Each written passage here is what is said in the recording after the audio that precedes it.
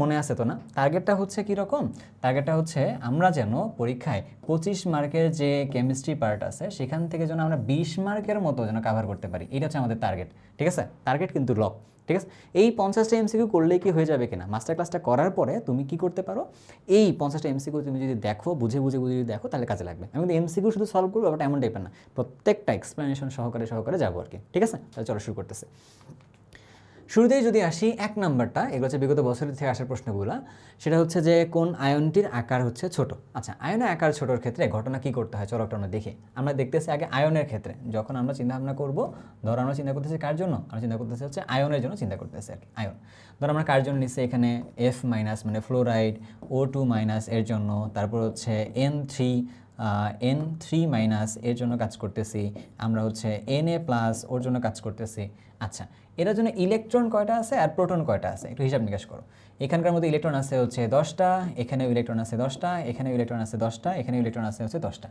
আর এখানে প্রোটন আছে কয়টা, প্রোটন হচ্ছে 9টা। অক্সিজেনের ক্ষেত্রে প্রোটন আছে কয়টা, 8টা। এটার জন্য প্রোটন আছে কয়টা, 7টা। এটার জন্য প্রোটন আছে কয়টা, প্রোটন আছে হচ্ছে এখানে 11টা আর কি। তাহলে এখানে একটা জিনিস তুমি কি খেয়াল করতে পারছো যে এই জায়গার ক্ষেত্রে প্রোটন আর ইলেকট্রনের যে গুণফলটা যদি বলি, এক্ষেত্রে কোনটা, এটা হচ্ছে বেশি, তাই না?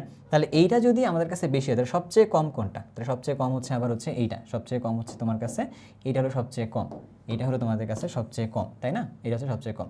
একটু মাথায় রাখতে হবে একটা জিনিস, যেখানে ইলেকট্রন, এই যে বেশি সংখ্যক প্রোটন কম একদম সমান সংখ্যক ইলেকট্রনকে টানতেছে, কম সংখ্যক প্রোটন বেশি সংখ্যক ইলেকট্রনকে টানতেছে আর কি। তাহলে এই জায়গার ক্ষেত্রে আকর্ষণ কেমন হবে?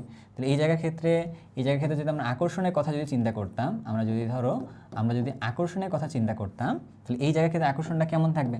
এই জায়গার ক্ষেত্রে আকর্ষণ বেশি থাকবে আর কি। আর এই জায়গার ক্ষেত্রে আকর্ষণ কেমন থাকবে? এই জায়গার ক্ষেত্রে আকর্ষণ হচ্ছে কম থাকবে। এখন তোমার কথার মধ্যে আসি, তুমি যদি কোথাও দেখো আকর্ষণ, ইলেকট্রন আর প্রোটনের মধ্যবর্তী আকর্ষণ যেটা আছে, আকর্ষণ যদি বেশি থাকে তো সেক্ষেত্রে আকার কেমন? সেক্ষেত্রে আকার হচ্ছে ছোট, সেক্ষেত্রে আকার হচ্ছে কেমন? আকার হচ্ছে ছোট হয় আর কি। ঠিক আছে, আর আকর্ষণ যদি কম থাকে তখন আকারটা কেমন হয়? আকারটা হচ্ছে বড়। তাহলে তুমি ওই চিন্তা করে আমাকে বলো, তাহলে অ্যান্সারটা তাহলে কোনটা হবে? অ্যান্সারটা হচ্ছে তাহলে এই Na+টা হবে আর কি। তাহলে Na+এর মধ্যে গিয়ে আকারটা হচ্ছে কেমন থাকতেছে? ছোট থাকতেছে আর কি। ব্যাপারটা কি বুঝতে পারছি আমরা? ওকে, তাহলে ইন দ্য মিন টাইম তোমাকে পাশাপাশি এখান থেকে কি দেখতে বলবো, যেহেতু বলছিলাম যে একটাই সলভ করবো না শুধুমাত্র, আমরা যদি তোমাকে এরকম বলি এখন কখনো, ধরো সোডিয়াম আছে আর তোমাকে বলছি হচ্ছে ম্যাগনেসিয়াম আছে, এরা ক্ষেত্রে তুমি তাহলে কী করবা আর কি। এখানে দেখো প্রোটন আছে কয়টা, 11টা, এখানে প্রোটন আছে কয়টা, 12টা, তাই না? এখানে 11টা প্রোটন 11টা ইলেকট্রনকে টানতেছে, এখানে 12টা প্রোটন 12টা ইলেকট্রনকে টানতেছে। তাহলে কোথায় তাহলে আকর্ষণটা বেশি হবে? আকর্ষণ বেশি হবে হচ্ছে এইটার ক্ষেত্রে, যার আকর্ষণটা বেশি হবে তার ক্ষেত্রে আকারটা কেমন? ছোট। তাহলে এর আকারটা কেমন? আমরা যদি আকর্ষণের কথা বলি, আমরা যদি এর ক্ষেত্রে আকর্ষণের কথা বলি, তাহলে আকর্ষণ হচ্ছে এখানে কম, তাই না? এখানে আকর্ষণ কেমন? এখানে আকর্ষণ হচ্ছে বেশি। বাট ভাইয়া যেন কি বললাম, ভাইয়া তোমাকে বললাম এরকম যে তাহলে আকারের ক্ষেত্রে তাহলে কি হবে? এই আকর্ষণের সাথে আকারটা কানেক্টেড, তাহলে আকার তাহলে এখানে কেমন হবে? আকার তাহলে হবে এইটার হবে তাহলে আকারটা বড়, এর আকারটা তাহলে কেমন হবে বলো তো? এই আকারটা হবে হচ্ছে ছোট। তার মানে আকর্ষণের সাথে মিলায় আকার ছোট বড় যে হয়, এইটা কিন্তু ভাইয়া তোমাকে পড়াই ফেলছে আর কি, তাই না? তাহলে এইটা পড়ানোর সময় কি করছি? নর্মাল একটা পরমাণু নিয়েও কাজ করছি, আমরা আয়ন নিয়েও কাজ করছি। তাহলে তোমার পরীক্ষা কিন্তু এখান থেকে প্রশ্ন আসতে পারে, এখানে আসলে তুমি একদম 100% ভালোভাবে অ্যান্সার দিবে আর কি। ঠিক আছে ব্যাপারটা? ওকে, এরপরে যে 2 নাম্বারটার মধ্যে 2 নম্বরে কী বলছে? কোনটি ব্রোনস্টেড লাউরি অ্যাসিড। আচ্ছা, ব্রোনস্টেড লাউরি অ্যাসিড মানে কি? আগে তো তোমাকে একটু জানা লাগবে, তাই না? যে অ্যাসিডগুলো কাকে কাকে বলতেছে বা না বলতেছে আর কি। এই অ্যাসিড খার পড়ার জন্য কিছু মতবাদ আছে, এটা মাস্টার ক্লাসে ভালোভাবে বলছিলাম, তবু আমি এখানে বলবো আর কি, যারা এই ভিডিওটা দেখতো তাদের জন্য উপকার হয় এখান থেকে। যদি আমরা এখানে চিন্তা করি অ্যাসিডের মতবাদগুলো কোথায় কোথায় আছে, ধরো আমাদের কাছে একটা মতবাদ আছে হচ্ছে লুইস মতবাদ আছে, একটা মতবাদ আছে লুইস মতবাদ আছে। আরেকটা মতবাদ আমাদের কাছে কি আছে বলো তো? আমাদের কাছে আরেকটা মতবাদ আছে হচ্ছে আরহেনিয়াস মতবাদ আছে, আরেকটা মতবাদ আছে হচ্ছে ব্রোনস্টেড লাউরি মতবাদ আছে, ব্রোনস্টেড লাউরি মতবাদ আছে। ঠিক আছে, এই 3টা মতবাদ আছে আমাদের কাছে। তো এই 3টা মতবাদ থেকে আমরা অ্যাসিড বেসগুলো পড়বো, আমরা এই 3টা মতবাদ থেকে কী করবো? অ্যাসিড বেসগুলো পড়বো। অ্যাসিড কাকে বলে লুইস অনুযায়ী? যারা কি করে? একজোড়া ইলেকট্রন গ্রহণ করে, যারা একজোড়া ইলেকট্রন গ্রহণ করে তারা হচ্ছে তোমাদের কাছে কি? Luis acid. ঠিক আছে, আর আরহেনিয়াস অনুযায়ী তাদেরকে কাকে বলে? যারা হচ্ছে কি করে, জলীয় দ্রবণে এরকম অ্যাকোয়াস লিখে রাখলাম, অ্যাকোয়াস সলিউশনে বা দ্রবণে H+ আয়ন দান করে। যারা H+ আয়ন দান করে তারা হচ্ছে তোমাদের কাছে কি, তারা হচ্ছে আরহেনিয়াস মতবাদ অনুসারে অ্যাসিড। ব্রুনস্টেড লাউরি মতবাদ অনুসারে অ্যাসিড তারা কাকে বলে? ওই জলীয় কিছু লাগবে না, যারা হচ্ছে H+ দান করে, যারা হচ্ছে H+ দান করতে পারে তারাই অ্যাসিড, এরকম হচ্ছে ব্যাপারটা আর কি। ঠিক আছে, তাহলে আমাদের কাছে কোনটা আসলে এখান থেকে ব্রুনস্টেড লাউরি মতবাদ অনুসারে অ্যাসিড হবে আর কি। আচ্ছা, অ্যাসিড মানে কি? তাহলে প্রোটন দান করাটা, তাই না? এখন তুমি চিন্তা করে দেখো, এইটার মধ্যেও দেখো যে প্রোটন আছে, এখানেও প্রোটন আছে, আমাদের আবার এখানের মধ্যেও প্রোটন আছে। যারা প্রোটন দান করতে পারবে, এই যে অ্যামোনিয়াম যেটা আছে ওর থেকে যদি ও যদি প্রোটনটা কখনো দান করে দেয়, তাহলে তখন কি হবে? তখন যে NH3 আর H+ হবে। তার মানে ও চাইলে প্রোটনটাকে চাইলে কি করতে পারে? দান করতে পারে। যদি সে প্রোটন দান করতে পারে তখন সে হচ্ছে আমাদের কাছে একটা ব্রুনস্টেড লাউরি মতবাদ অনুসারে অ্যাসিড হিসেবে কাজ করবে আর কি। ব্যাপারটা কি বুঝতে পারছি? আচ্ছা, এবার যদি আমাদেরকে বলে যে ভাইয়া বেজ তাহলে কাকে বলে? গত বছর বা তার আগের বছর ধরো যে আসছে অ্যাসিড দিয়ে আসছে, এবার যদি বেজ বলতো আর কি, তখন তুমি কাকে বলতা? যারা এক জোড়া ইলেকট্রন ত্যাগ করে, যারা কি করে? এক জোড়া ইলেকট্রন ত্যাগ করে, তাদেরকে আমরা কি বলি? তাদেরকে আমরা বলি হচ্ছে লুইস বেজ বলতেছি। আরহেনিয়াস বেজ কাকে বলবো ওই অনুসারে? যারা হচ্ছে জলীয় দ্রবণে কি দান করে? OH দান করে, তারা হচ্ছে কি বেজ। আবার ব্রুনস্টেড লাউরি মতবাদ অনুসারে কাদেরকে আমরা বেজ বলবো? যারা হচ্ছে প্রোটনটা গ্রহণ করে আর কি। বুঝতে পারছি কথাটা? তাহলে ওই চিন্তা করলে কিন্তু যেগুলো আছে তার সবাই কিন্তু প্রোটন গ্রহণ করতে পারবে, তখন এটা কিন্তু সবাই কী হবে? ব্রুনস্টেড লাউরি মতবাদ অনুসারে এগুলো বেজ হবে আর কি। বুঝতে পারছি? তার মানে তোমাকে একদম প্রত্যেকটা প্রশ্নের ক্ষেত্রে ভাইয়া কী করতেছি, একদম প্যারালাল ইনফরমেশন করে দিচ্ছি, এগুলো কিন্তু লিখে রাখবা, মনে রাখবা, ভালো হবে। ঠিক আছে ভাইয়া? ওকে, তো 3 নাম্বারটার ক্ষেত্রে ঘটনাটা কি ঘটবে এখানে আমরা এটা দেখি। 25 ডিগ্রি সেলসিয়াস তাপমাত্রায় প্রদত্ত কোষটির কোষ বিভব কত হবে? আচ্ছা, তোমাকে একটা জিনিস বলে রাখি আগে, আমরা হুট করে একটা চ্যাপ্টার থেকে অন্য চ্যাপ্টারে সুইচ করতেছি, তো সুইচ করলে তোমাদের আসলে হয়তো একটা প্রবলেম মনে হতে পারে, বাট এইটা তোমাকে এক্সাম কন্ডিশনে এভাবে যে সুইচ করতে হবে, এই মেন্টালিটিটা এখানে আসলে গ্রো করবে। তো আমি তোমাকে বলবো এখান থেকে মনোযোগ না সরাই তুমি এখানে একটু ভালোভাবে লেগে থাকো আর কি। আমরা ভিডিওটা শেষ করবো আস্তে আস্তে, বাট আমরা স্লোলি আস্তে আস্তে পড়তে আগাবো। আগে একটু দেখি, 25 ডিগ্রি সেলসিয়াস তাপমাত্রায় আমাদেরকে বলছে প্রদত্ত কোষটির কোষ বিভব কত হবে। আচ্ছা, মানলাম। আগে আমরা এখানে একটু দেখি কি অবস্থা বলছে। ভিন্ন আমাদেরকে ঘনমাত্রা বলছে। আমাদের ঘনমাত্রা কিন্তু এখানে 1 মোলার না। 1 মোলার হইলে আমরা কিন্তু বলতে পারতাম শুধুমাত্র আমাদের প্রমাণ অবস্থাটা বের করতে পারলেই হবে। আমাদের এখানে বলছে কি ঘনমাত্রা ভিন্ন অবস্থায় গেছে, তার মানে আমাদের নার্নস ইকুয়েশন ইউজ করতে হবে। তো আমরা নার্নস ইকুয়েশন আমাদের সবার জানা আছে কিনা, যদি জানা না থাকে চলো তাহলে আমরা জেনে নিই এখান থেকে। কী যেন ছিল সেখান থেকে, যে ই সেল সমান E naught cell. E cell সমান ছিল কি জানো? ই সেল সমান E naught cell minus RT divided by nF সমান হচ্ছে লন কি যেন ছিল উপরে হচ্ছে প্রোডাক্ট, উপরে হচ্ছে যাবে কি প্রোডাক্টের ঘনমাত্রা, তার উপরে তার মোল সংখ্যা হলো এক্স গেল। আর ধরলাম যে নিচে হবে তাহলে কি রিয়েক্টেন্টের মোল সংখ্যা, তার উপরে তার ধরলাম ঘনমাত্রা, তার যে মোল সংখ্যাটা হয় সেটা ধরলাম ওয়াই, সেটা করবো তার উপরে যাবে আর কি। এর হচ্ছে তার ফর্মুলাটা, তাই না ভাইয়া? আচ্ছা, আগে একটা জিনিস বলে আসি, তাহলে আমাদের এখান থেকে কী জানা লাগবে? ই সেল বের করতে হবে, আমাদের টি অলরেডি দিয়ে দেওয়া আছে, প্রোডাক্ট রিয়েক্টেন্টের কনসেন্ট্রেশন জানতে হবে, করে কাজ করতে হবে। তাহলে চলো একটু দেখি আমাদের কাছে ঘটনাগুলো কোথায় এখানে থাকলে এই বাম পাশে যদি এরকম একটা আমাদের কাছে সেল নোটেশন যদি থাকে, তখন এই বাম পাশের অংশটাকে রিয়েক্টেন্ট, ডান পাশেটাকে প্রোডাক্ট। তাহলে এইটা হচ্ছে আমাদের কাছে প্রোডাক্ট, ঠিক আছে? তাহলে এইটার ক্ষেত্রে আবার ঘটনা কি, এইটা হলো আমাদের কাছে রিয়েক্টেন্ট, আর এটা হলো আমাদের কাছে প্রোডাক্ট। এখন এটা বললাম কি, এটা হলো রিয়েক্টেন্ট বলে, এটা হচ্ছে প্রোডাক্ট, এটা হচ্ছে রিয়েক্টেন্ট বলে, এটা হচ্ছে কি বলে? প্রোডাক্ট বলে। কারণ আমাদের কোনটা লাগবে জানো? যেটা শুধুমাত্র হচ্ছে সলিড টলিড কিছু না, শুধুমাত্র যার ঘনমাত্রা দেওয়া আছে তারটা লাগবে। তাহলে এখানে প্রোডাক্টের ঘনমাত্রা কত? 0.1, রিয়েক্টেন্টের ঘনমাত্রা কত? 0.1, তাই না? দুটো ঘনমাত্রা মনে হচ্ছে সেম, কোনো প্রবলেম নাই। কিন্তু এখানে আমাদের কাছে কিছু হালকা পাতলা ঝামেলা আছে। ঝামেলাটা কোথায়? আগে রিয়েকশনটা লিখি তাহলে বুঝবা। যেমন ধরো নিকেলের সাথে রিয়েকশন দিছে হচ্ছে কোনটা? সিলভার প্লাসের। রিয়েকশন দিলে কি উৎপন্ন হইলো? প্রোডাক্ট হিসেবে নিকেল প্লাস উৎপন্ন হয়েছে, নাকি নিকেল 2+ উৎপন্ন হয়েছে, সাথে কি হয়েছে? সিলভার হয়েছে।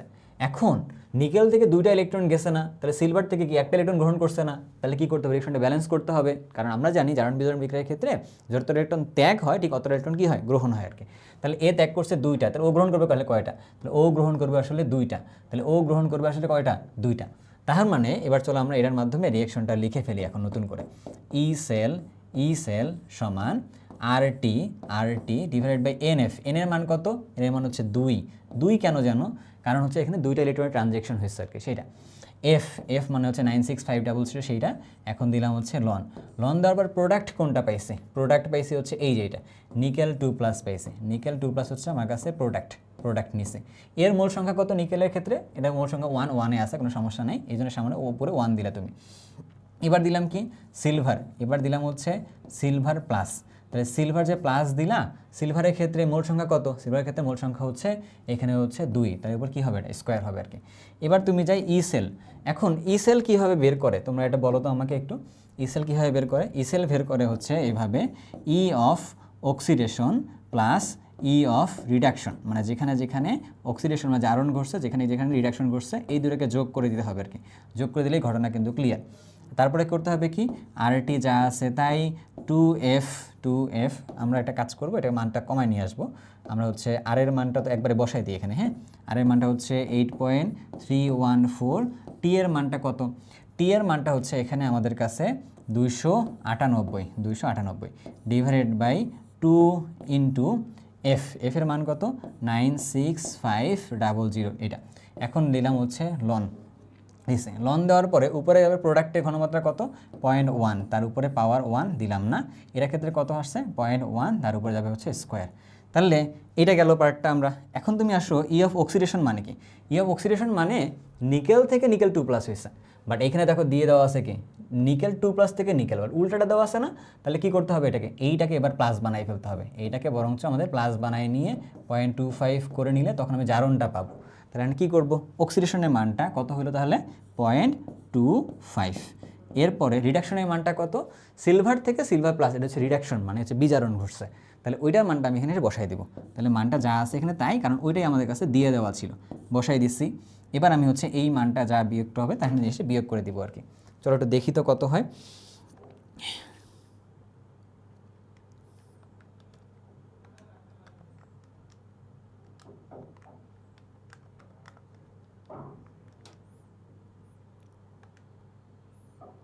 আচ্ছা, এখানে মানটা একটু বসাই দিতেছি আগে, তাহলে হচ্ছে সুবিধা আমাদের জন্য। 0.1 ওকে, তারপর হচ্ছে 0.1 স্কোয়ার, তাই না? 0.1 স্কোয়ার আছে, দিলাম, ঠিক আছে। এবার আমরা মানটা বসাই দিলাম, এই মানটা আসছে হচ্ছে 0.0295 এরকম আসছে। হ্যাঁ, সব কিছু থেকে তুমি বিয়োগ টিয়োগ করে দেখো তোমার কাছে আসলে কত আসে, তোমার কাছে বিয়োগ করে দেখো তোমার কাছে কত আসে, তাহলে এইটা হচ্ছে অ্যান্সার হবে আর কি। হ্যাঁ,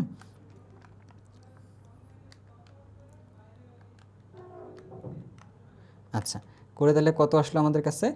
1.205 ভোল্টেজ, এইটা হচ্ছে আমাদের কাছে মোট অ্যান্সারটা হচ্ছে এরকম টাইপেরই হবে আর কি, ঠিক আছে। কিন্তু আমার কাছে কি এটা আসলে দিয়ে দেওয়া আছে? এটা কি আমাদের কাছে আসলে দিয়ে দেওয়া আছে? চলো তো একটু আমরা খেয়াল করে দেখি, এটা খেয়াল করে দেখি কি না দেওয়া আছে কি না। দাঁড়াও, একটা ছোট্ট জিনিস আমি আরেকবার ক্রস চেক করে দেখি। হ্যাঁ, আমাদের কাছে কিন্তু এইটা আবার এখানে দিয়ে দেওয়া নাই, এখানে হচ্ছে যে এখানে অ্যান্সারে কিন্তু অপশনটা নাই, মানে তাহলে ঘটনা তাহলে কী ঘটলো? এটা অ্যান্সারটা হবে হচ্ছে এটা শিওর, এটা থাকে হচ্ছে অ্যান্সারটা হবে হচ্ছে এরকম, বাট অপশনের মধ্যে এরকম অপশনটা নাই আর কি। সম্ভবত আমি লিখতেও ভুল করে ফেলছি কি না, এরকম হয়ে যেতে পারে আর কি, ঠিক আছে ব্যাপারটা। বাট কেমনে করা লাগবে? এই প্রসেসের দিকে আগানো লাগবে আর কি, ঠিক আছে। ওকে, কেউ যদি শুধুমাত্র যদি আমাদের কাছে এইটা বলে যে এইটা হচ্ছে আমাদের 1 মোলার কন্ডিশনে থাকতো, মানে প্রমাণ অবস্থায় যদি থাকতো, তখন গিয়ে শুধুমাত্র এই দুটোকে যোগ করে দিলে এই অ্যান্সারটা কিন্তু আসতো, বাট এটা কিন্তু আমরা করতেছি না এই জায়গাটায়। ব্যাপারটা ক্লিয়ার? ওকে, এবার পরের দিকে আমরা যাই, এখানে কিন্তু অ্যান্সারটা তাহলে নাই, ব্ল্যাঙ্ক অ্যান্সার বলে দিতেছে এখানে। গেল পরেরটাতে আমরা যদি যাই 4 নাম্বারটার মধ্যে, এখানে গিয়ে মনে হয় আমরা কেপি গ্যাসের দিকে চলে আসছি, তাই না? এখানে একটা রিয়েকশন দিয়ে দেওয়া আছে, সাম্য ধ্রুবকের মান কেপি এর মান দেওয়া আছে, N2O4 এর আংশিক চাপ দেওয়া আছে, এবং এইটার ক্ষেত্রে বিক্রিয়াটার আংশিক চাপ বের করতে বলছে। তাহলে চলো একটু দেখি আমরা। আচ্ছা, আমরা রিয়েকশনটা লিখতেছি না, রিয়েকশনটা এখানে যেহেতু লেখা আছে, আমরা লিখবো হচ্ছে কেপি এর সমীকরণ আসলে কেমন হবে আর কি। প্রোডাক্টের আংশিক চাপ পি অফ NO2, তার উপরে যাবে হচ্ছে তার মোল সংখ্যাটা, divided by N2O4 N2O4 N2O4 এর ক্ষেত্রে কি হইলো, এটার ক্ষেত্রে আর কি N2O4 এর ক্ষেত্রে এটা কি হইলো, এর মোল সংখ্যা কত আছে এখানে 1, তাহলে এখানে কিছু দিলাম না আর কি। এটা হচ্ছে আমাদের কাছে কেপি এর ফর্মুলা। আমাদের কেপি এর মান দিয়ে দেওয়া আছে, আমাদের কাছে এটার আংশিক চাপ দিয়ে দেওয়া আছে, আমাকে বের করতে বলছে কার, এই উপরেরটা বের করতে বলছে। তাহলে চলো একটু দেখি আমরা কি হয়।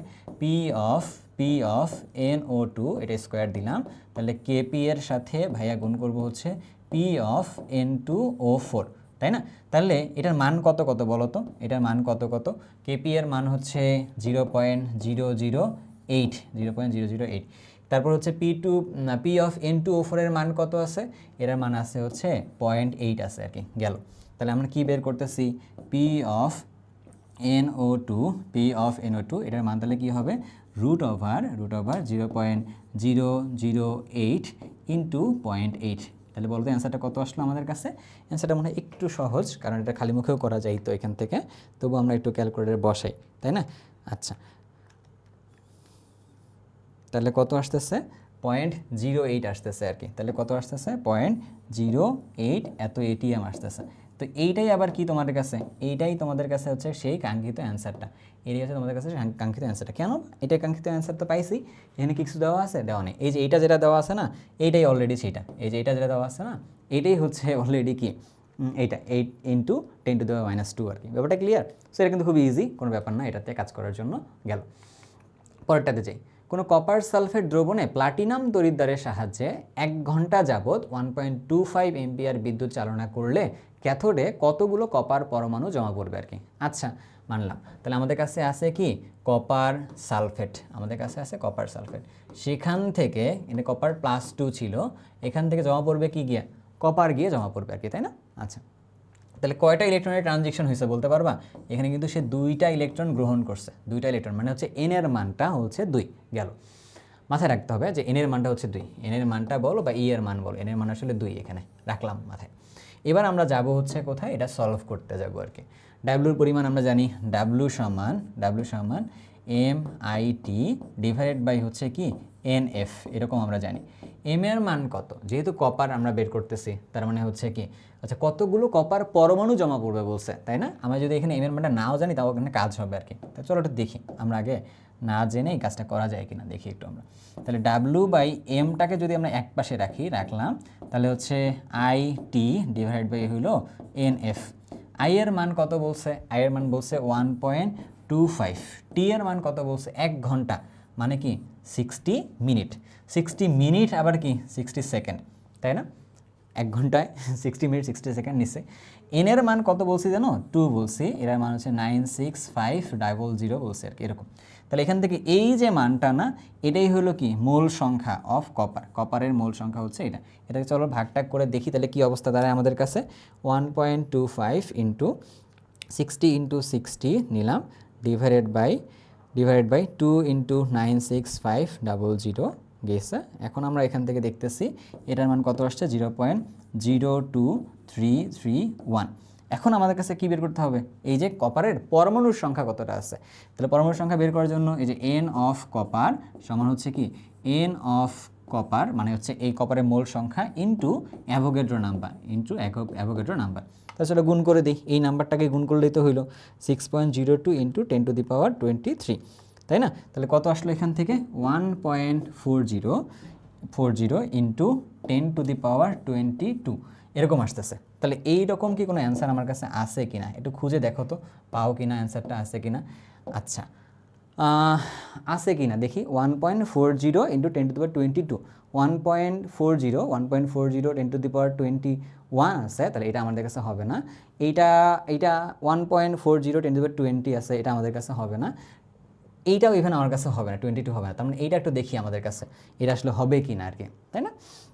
যদি আমরা এইটাকে যদি ওই পাশে দিই তখন আসলে এটা কাজ করে কি না, অবশ্যই কাজ করে। এইটাই আসলে আমাদের কাছে এই যে এইটা যে 14.04 × 10⁻22 আর কি, তাই না? আচ্ছা, তাহলে চলো আমরা এইটাকে এটা জায়গায় ফেলি, এটা হচ্ছে আমাদের কাছে মোট অ্যান্সার, এটা হচ্ছে এটা গেল। আচ্ছা, তাহলে ব্যাপারটা আমাদের কাছে ক্লিয়ার হয়ে গেল। এবার পরের দিকে আমরা যাই, এটা কিন্তু খুব ইজি, এরকম ম্যাথ থাকতে পারে পরীক্ষার মধ্যে। এবার চাই হচ্ছে পরেরটাতে, কোন অরবিটালটি আসলে অসম্ভব, অরবিটাল অসম্ভব। অরবিটালের ক্ষেত্রে অসম্ভব তুমি কীভাবে জানো, আমরা মোটা থেকে সব কিছু জানি, আমরা এই এন এর উপর নির্ভর করতেছে এল, তাই না, এন এর উপর নির্ভর করতেছে এল, এন এর মানটা যত হয় এল এর মানটা কী হয় তার তুলনায় কী হয়, এক কম হয় আর কি, এরকম। যদি আমরা এখানে ধরো যে 3 দিই তাহলে এটা কত হবে, 0 1 2 এরকম টাইপের হবে। যদি আমরা এখানে 2 দিতাম তাহলে কত হতো, 1 0 1 এরকম হইতো আর কি, মানলাম। 0 মানে কি, এটা হচ্ছে এস, এরা মানে কি আসলে, এরা মানে হচ্ছে পি, এরা মানে তাহলে হচ্ছে ডি, এরা মানে হচ্ছে কি এস, এটা মানে তাহলে আসলে কি পি।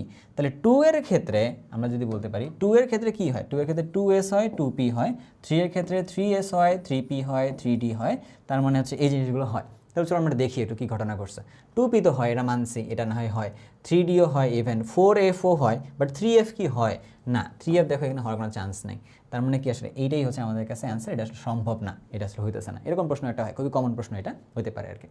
পরের দিকে যাই, একটি মৌলের ইলেকট্রন বিন্যাস এখানে দিয়ে দেওয়া আছে, পর্যায় সারণীতে তার অবস্থান কত। আচ্ছা, পর্যায় সারণীতে অবস্থান বের করার জন্য যদি আমরা বের করতে পারবো অলরেডি তুমি এখান থেকে, তবু আমি একটু লিখবো এখান থেকে।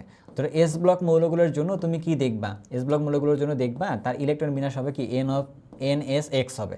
তাহলে এই এক্সটাই হলো তার গ্রুপ সংখ্যা, এই এক্সটাই হলো তার গ্রুপ সংখ্যা আর কি, ঠিক আছে, জি আর দিয়ে গ্রুপ বুঝাইছে। আর এন হলো কি, এন হলো তার পর্যায়, এন হলো তার পর্যায়, এন হলো তার পর্যায়, এন হইল তার পর্যায়, দিয়ে দিলাম। আচ্ছা, আর যদি আমরা পি ব্লক মৌল দিতাম তখন তাহলে কি হইতো, তখন হইতো NSX NPY, তো সেক্ষেত্রে তখন কি হইতো X + Y এর সাথে হচ্ছে 10 যোগ করলে এটাই হইতো তার গ্রুপ সংখ্যা হইতো আর কি, তাই না। আর এখানে এন যা ছিল, এন তো তার পর্যায় সংখ্যা, ঠিক আছে, এটা তো বুঝলাম, এটা তার হচ্ছে পর্যায় সংখ্যা। এটা হলো কার জন্য বললাম আমরা, এর জন্য আমরা বললাম হচ্ছে এস গেল পি গেল। ডি এর জন্য ঘটনা কি, ডি এর জন্য হয় হচ্ছে কীরকম, n-1, তারপরে থাকে হচ্ছে ডি টু দি পাওয়ার হচ্ছে ওয়াই, তারপরে কি থাকে NSX, এরকম টাইপের থাকে। এক্ষেত্রে তার গ্রুপ সংখ্যা কেমন, X + Y করলেই তাদের গ্রুপ সংখ্যা পাওয়া যায়, এটাই হলো তাদের গ্রুপ সংখ্যা। আর পর্যায় সংখ্যা আসলে কি n হচ্ছে তাদের কাছে ওই পর্যায় সংখ্যাটা, এটা না হয় পাইলাম। এখন আমাদের যদি কখনো f অরবিটাল থাকে, যদি আমাদের কাছে কখনো কি থাকে, যদি আমাদের কাছে কখনো f থাকে, তখন f এর জন্য কি হয়, f এর জন্য হচ্ছে 3, f এর জন্য হচ্ছে আমরা রোমান সংখ্যা না দিয়ে 3 রেখেছি, গ্রুপ নাম্বার 3, এটা অলওয়েজ ফিক্সড। কেন, f শুধুমাত্র হচ্ছে গ্রুপ 3 এর মধ্যেই আছে, আর অন্য কোথাও নাই। ব্যাপারটা কি বুঝতে পারছি কিনা, ওকে পাইছি। এবার আমরা যাচ্ছি হচ্ছে আমাদের কাজের মধ্যে, আমরা এখানে ব্যতিক্রমগুলো নিয়ে আপাতত আলোচনা করি নিই, কারণ নিষ্ক্রিয় গ্যাস হলো যে 18 নম্বর গ্রুপে আছে, এটা সবাই জানে, এটা নিয়ে আসলে কথা বলার দরকার নেই। তাহলে এখানে দেখি কি হয়েছে অবস্থাটা, এই যে শেষে দেখতেছি 6s2 আছে, এটা দেখে ভাইবো না যে এটা হচ্ছে s, কারণ হচ্ছে তুমি এখনও দেখো এখানে f কিন্তু আছে, এই যে 4f3ও আছে। তাহলে সবার শেষে ইলেকট্রনটা কোথায় গেছে, এফে গেছে না, এফে যাওয়া মানে কি, এটা একটা এফ ব্লক মৌল হইলে তার গ্রুপ সংখ্যা তাহলে কত হয়, তার গ্রুপ সংখ্যা হয় হচ্ছে কত, তার গ্রুপ সংখ্যা হয় হচ্ছে 3 হয় আর কি, তাই না, গ্রুপ সংখ্যা হয় হচ্ছে 3। তাহলে সবচেয়ে বড় যে এনটা আছে সেটা কি হতো 6, তাহলে গ্রুপের পর্যায় সংখ্যা তাহলে কত 6, তাহলে পর্যায় সংখ্যা হচ্ছে 6, এইখানেও আছে এইখানেও আছে, গ্রুপ সংখ্যা ওখানে 2, গ্রুপ সংখ্যা এখানে হচ্ছে 3, তাহলে গ্রুপ সংখ্যা হচ্ছে এখানে 3, তাহলে কোনটা অ্যান্সারটা হবে, অ্যান্সারটা হচ্ছে ডি নাম্বারটা। বাট আমরা যারা আছি অনেকাংশে তাড়াহুড়ার মধ্যে গিয়ে এটা ভুল করে দিয়ে আসতে পারো। এই প্রশ্ন আমার পছন্দ হয়েছে পার্সোনালি আর কি, এই প্রশ্নটা ভালো প্রশ্ন একটা, ঠিক আছে, কারণ হচ্ছে আসলে ট্রিকি কোশ্চেন করার আগে গেলে এরকমই করতে হতো যে স্টুডেন্টরা কী হয় টানে বা তালে তারা হচ্ছে প্রশ্নের অ্যান্সার দিয়ে আসছে আর কি, বাট তারা হচ্ছে যে একটা ঠান্ডা মাথায় প্রশ্নটা পড়বে, তো এটা আসলে হয় না, তো এই জন্য আসলে প্রবলেমটা ক্রিয়েট হয় এখান থেকে, ঠিক আছে। গেলাম পরের প্রশ্নের মধ্যে আমরা যাই, কোনো নদীর 1 লিটার পানিতে ক্লোরাইড আছে হচ্ছে এত, তাহলে এইটার পরিমাণ টাইট্রেশনের মাধ্যমে সমাপ্তি বিন্দুতে সিলভার আয়ন দ্বারা প্রয়োজন হয় হচ্ছে এত, বিন্দুতে নিয়ে যাইতে এতটুকু সিলভার আয়ন দ্বারা প্রয়োজন হয় গেল। তাহলে ক্লোরাইডের যে ঘনমাত্রা আছে এইটা হচ্ছে ppm এককে বের করতে বলছে, ppm মানে পার্টস পার মিলিয়ন বা মিলিলিটার পার লিটার, মাথায় থাকবে কথাটা, এটা কি বললাম জানো, এইটাকে বলে ppm parts per million, but তুমি কি চিন্তা করতে পারো আবার মিলিগ্রাম পার লিটার, এই কনসেপ্টটাকে আমরা কাজে লাগাবো আর কি, ঠিক আছে। এবার তাহলে এদিকে একটু আসো, আমাদের কাছে যে ক্লোরাইডটা আছে আমরা ক্লোরাইডের পরিমাণ বের করতে বলছে, বাট সিলভার আয়ন দিয়ে কাজটা করছে না, তাহলে সিলভারের সাথে Cl মিলাইলে তোমার কি তৈরি হবে, AgCl তৈরি হবে, এই AgCl-এরই একটা অদক্ষেপ পড়বে, এখানেই আসলে তুমি টাইট্রেশন বিন্দুতে পৌঁছে যাবে আর কি, গেলা। এখন ঘটনার মধ্যে আসো, এর 1 মোল এক মোলের সমান, তাহলে আমরা এখানে কি লিখতে পারি, আমরা এখানে লিখতে পারি Ag+ এর 1 মোল ইকুইভ্যালেন্ট টু Ag+ এর 1 মোল ইকুইভ্যালেন্ট টু Ag, এরকম টাইপের, তাই না, Cl- নিলাম। তাহলে এর 1 মোল যদি এইটা হয়, তাহলে এর যে মোল লাগছে বিক্রিয়া করতে ওই মোলটা আবার ওর মোল সংখ্যাও হবে। তাহলে এই মোল সংখ্যা তাহলে কত? মোল সংখ্যা আবার কীভাবে বের করে? এস সমান n/v হয়। তাহলে n সমান কী হয়? এস ইন্টু ভি হয় আগে, তাই না ব্যাপারটা? তাহলে এইটা হলো ভি, এটা হলো এস, এদেরকে গুণ করতে হবে। এটাকে গুণ করলেই কাজটা কিন্তু হয়ে যাবে। তাহলে গুণ করলে তাহলে কত হয়? গুণ করলে হয় হচ্ছে 0.0303 ইন্টু 10⁻³ এইটা হচ্ছে কার মূল সংখ্যা? এটা হচ্ছে সিলভার প্লাসের মোল সংখ্যা হচ্ছে এত। ঠিক এই মোল সংখ্যাটাই কার হবে? ওরও হবে। তাহলে কত হইল? 0.03 ইন্টু 10⁻³ এত মোল। তাহলে আমাদের কাছে Cl মাইনাসও আছে। এই প্রশ্নটা ভালো প্রশ্ন একটা কিন্তু, হ্যাঁ। আচ্ছা, তাহলে আমরা এটা না হয় পেয়ে গেছি। এবার ঘটনা কি করতে হবে? এইটার পরিমাণটাকে, এটা যে মোল সংখ্যা যেটা আছে, এই মোল সংখ্যাটাকে থেকে ঘনমাত্রাটাকে কোথায় নিয়ে যেতে হবে আর কি? আমাদের ppm নিতে হবে আর কি। এখন আমাদের কাছে এখানে কি বলছে? 1 লিটার পানিতে কিন্তু বলছে, তার মানে আয়তনটা আমি জানি, তাহলে এটাই কিন্তু তার ঘনমাত্রা, বাট এটাকে যেতে হবে কোথায়? ppm এ যেতে হবে। তাহলে আমরা একটা কাজ করি, তাহলে Cl মাইনাসের ঘনমাত্রাটাকে ppm এ নিয়ে যাওয়ার উপায়টা কি? এখন এটা কোথায় আছে? আমরা যদি এটাতে করি, এখন আছে এটা হচ্ছে 0.3 10⁻³ ডিভাইড বাই 1 লিটার করছি। তার মানে এখন আছে আমাদের কাছে মোল পার লিটার ইউনিটে আছে। এখন মোল থেকে আমি আগে গ্রামে যাব। গ্রামে যাওয়ার উপায়টা কি? মোল থেকে গ্রামে যাওয়ার উপায় কি? মোল থেকে গ্রামে যাওয়ার একটা উপায় আছে। উপায়টা কি জানো? এইটাকে তার ভর সংখ্যা দিয়ে গুণ করতে হবে। তাহলে ক্লোরিনের ভর সংখ্যা কত? ক্লোরিন মাইনাসের ক্ষেত্রে 35.5। তাহলে এখন চলে গেছে কোথায়? গ্রামে চলে গেছে না? গ্রাম পার লিটারে গেছে, এখানে ধরে ডিভাইড বাই 1এই রাখছে আর কি। বাট আমাকে গ্রামে গেলে হবে, আমার টার্গেট কি? মিলিগ্রামে যাওয়া না? তাহলে গ্রাম থেকে আবার মিলিগ্রামে কীভাবে যায়? 0.03 ইন্টু 10⁻³ ইন্টু 35.5 ইন্টু 10⁻³ এই এত মিলিগ্রাম সমান 1000 মিলিগ্রাম সমান কত যেন হয় বলো তো? ওইটাই আসলে তো আমাদের কাছে কি গ্রাম, তো তাই না? আচ্ছা, তো সব কিছু গুণটুন করলে যত অ্যান্সার আসবে তত হয় আর কি। তাহলে চলো একটু দেখি আমাদের কাছে কী কী ঘটনাগুলো ঘটে। 0.03 ইন্টু 35.5, তাহলে কত আসলো? 1.065 এটা আসতেছে 1.065 এক নাম্বারটা। তাহলে ভাই ক্যালকুলেশন করার সময় এটা কেটে দিয়েছিলাম, এই যে এটা কেটে দেওয়া যায়, তাই না? 10⁻³ কেটে দিলেই তো হইলো, তাই তো? তাহলে এই প্রশ্নটা একটা ভালো প্রশ্ন, বাট এটা রেগুলার প্রশ্নগুলোর মতো না যে অমুক একটা ঘনমাত্রা দেওয়া আছে সেখান থেকে তুমি সেটাকে ppm এ কনভার্ট করো, এরকম না। একটু একটা সিস্টেমটা দিয়ে দিচ্ছে। বাট এইরকম কি আমরা টাইটেশন আসলে পড়ছিলাম কিনা আমাদের সিলেবাসে? পড়ে নিই কিন্তু আমরা টাইটেশন, বাট টাইটেশনের কনসেপ্ট আছে, বাট জিনিসটা কিন্তু একটু ডিফারেন্ট। এটা কিন্তু আসলে প্রেসিপিটেশন রিয়েকশন থেকে আসছে কাহিনীটা আর কি। তো যাই হোক, আমরা সেদিকে আর না যাই, বাট জিনিসটা ভালো। এবার আমরা পরের দিকে যাই। জ্যামিতিক সমানতা প্রদর্শন করতে পারে কোনটি? জ্যামিতিক সমানতা আবার ঘটনাটা কোথায়? এটা মনে হয় একটু বুঝতে অসুবিধা হয়ে যেতে পারে। জ্যামিতিক সমানতা কোনগুলো তোমাদের মনে আছে মনে হয়? ওই যে সিস ট্রান্সের নাম শুনছো না? সিস ট্রান্স, একই গ্রুপগুলো একই দিকে থাকলে তাকে সিস বলে, একই গ্রুপগুলো ভিন্ন দিকে থাকলে তাকে কি বলা হয়? ট্রান্স বলে, এরকম বলে না ঘটনাটা? সেখানেই আর কি। আচ্ছা, তাহলে চলো একটু দেখি, আমাদের স্ট্রাকচারগুলো এখানে দেখতে হবে। আগে তোমাকে একটা বলে রাখি, সিস ট্রান্স কাদের জন্য হয়? সিস ট্রান্স এরকম ডাবল বন্ড থাকলে এরকম একটা স্ট্রাকচারের জন্য হইতে পারে, আরেকটা স্ট্রাকচারের জন্য হইতে পারে আর কি। যদি কখনো এই কার্বন ডাবল বন্ড না থেকে সিঙ্গেল বন্ড থাকে, বাট সেটা সাইক্লিক আকারে থাকে, তখনও এটার মধ্যে কি হয়? সিস ট্রান্স হয়।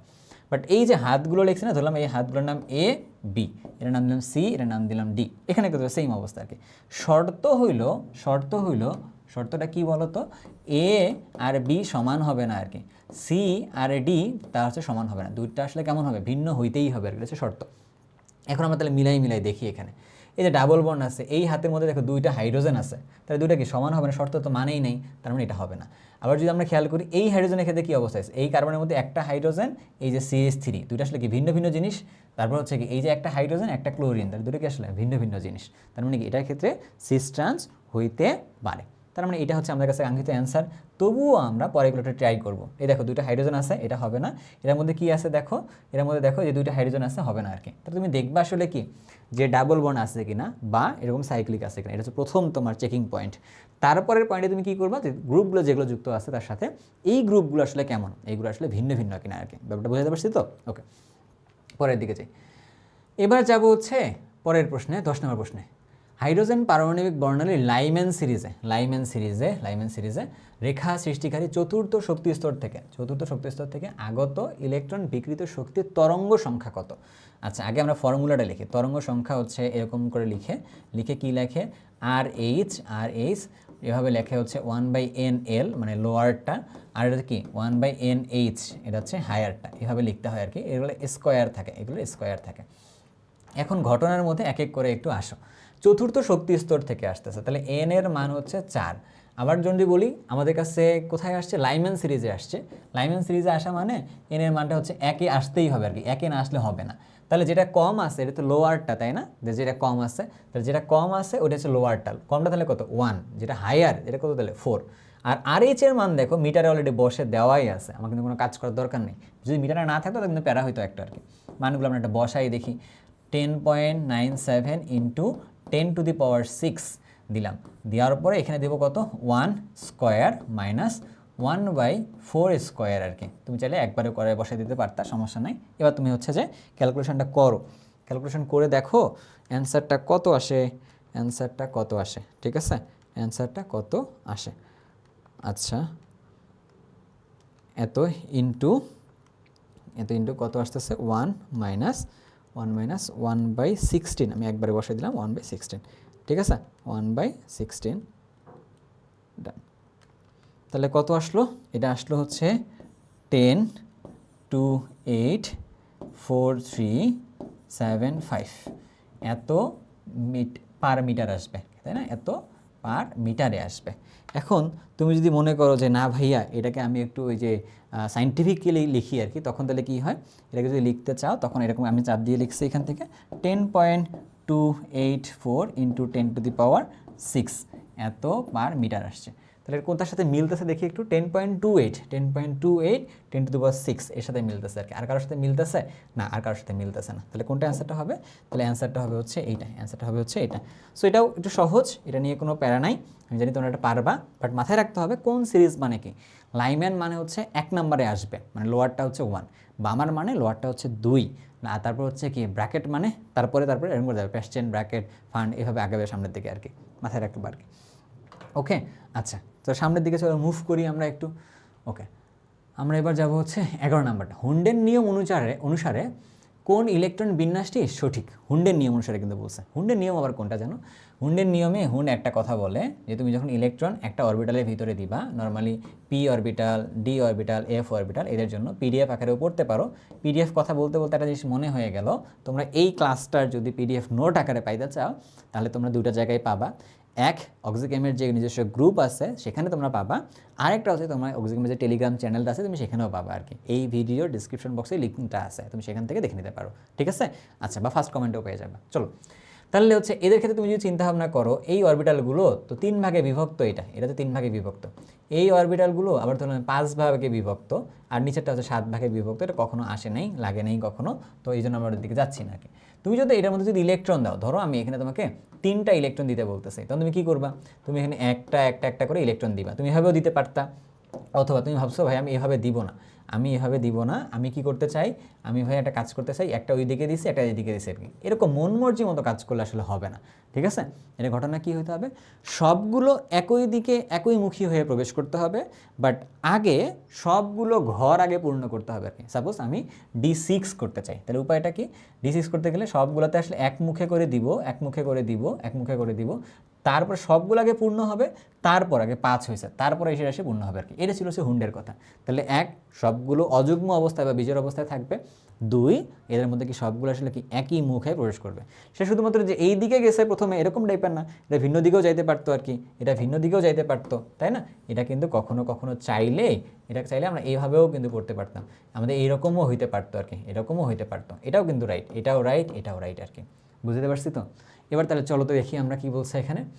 এই জায়গায় খেয়াল করে দেখো, পি এর মধ্যে যখন ইলেকট্রন গেছে, প্রথমেই দেখো পিতে গেছে 2টা, তারপর গেছে 1টা, এটা তো এখন যাই নেই, তাহলে তো হইলো না। মোট ইলেকট্রন ছিল 3টা, একটা করে তো যাইতে হবে নাকি, সমান ভাগে ভাগ হইতে হইতো, এটা হবে না।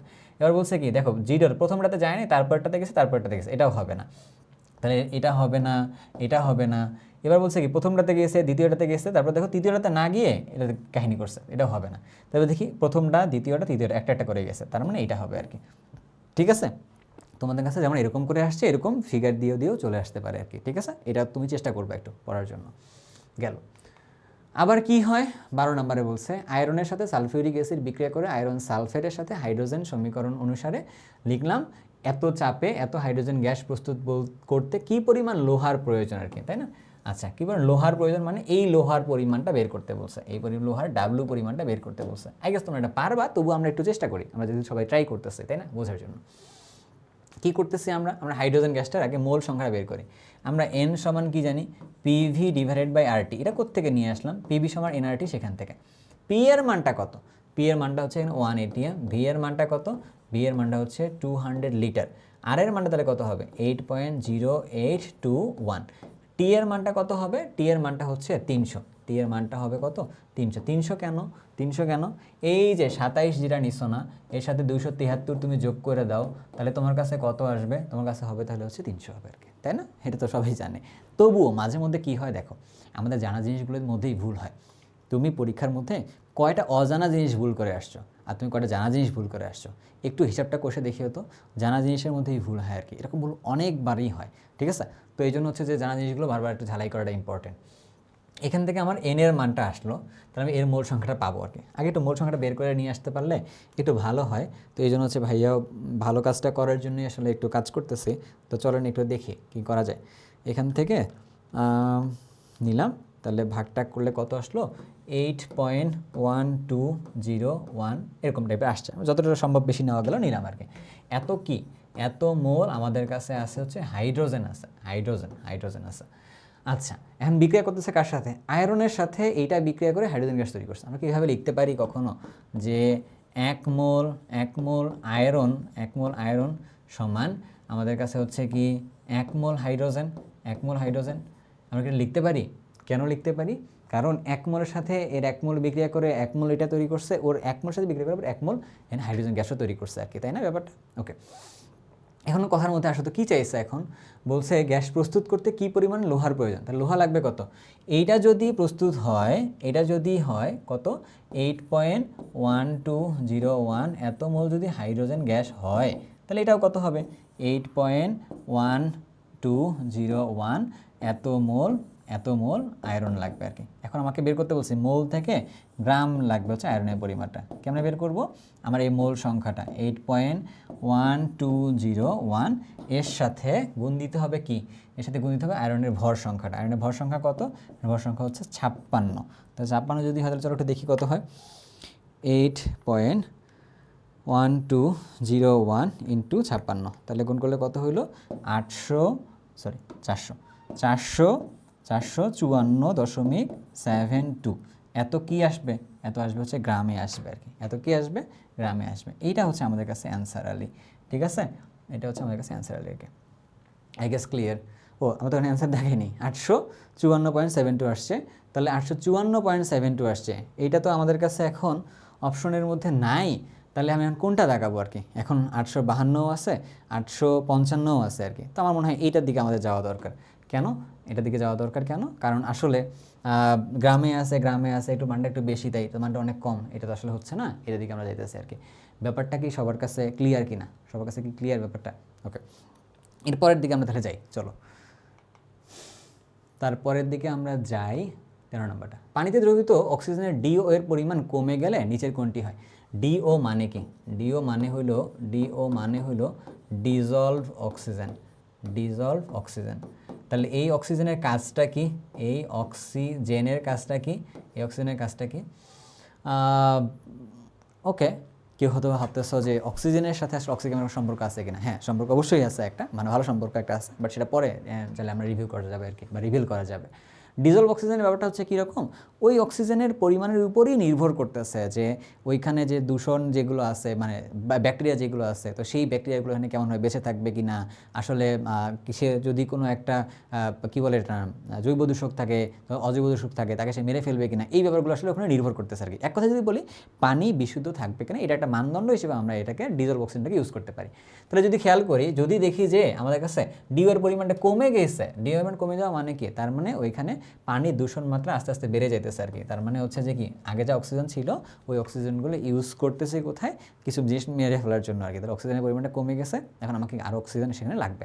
আচ্ছা তারপরের দিকে যাই আমরা 14 নম্বরের দিকে, স্থির তাপমাত্রায় 30 সেন্টিমিটার চাপে 200 centimetre cube hydrogen gas 40 centimetre Hg চাপে এত এত এত নাইট্রোজেন গ্যাসকে এত আয়তনের শূন্য ফ্লাস্কে রাখা হলে মিশ্রণে মোট চাপ কত আর কি।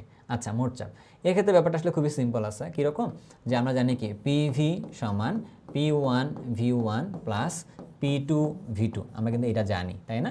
তো সেখান থেকে আমরা কি বের করতে চাই, আমরা এখান থেকে পি বের করতে চাই।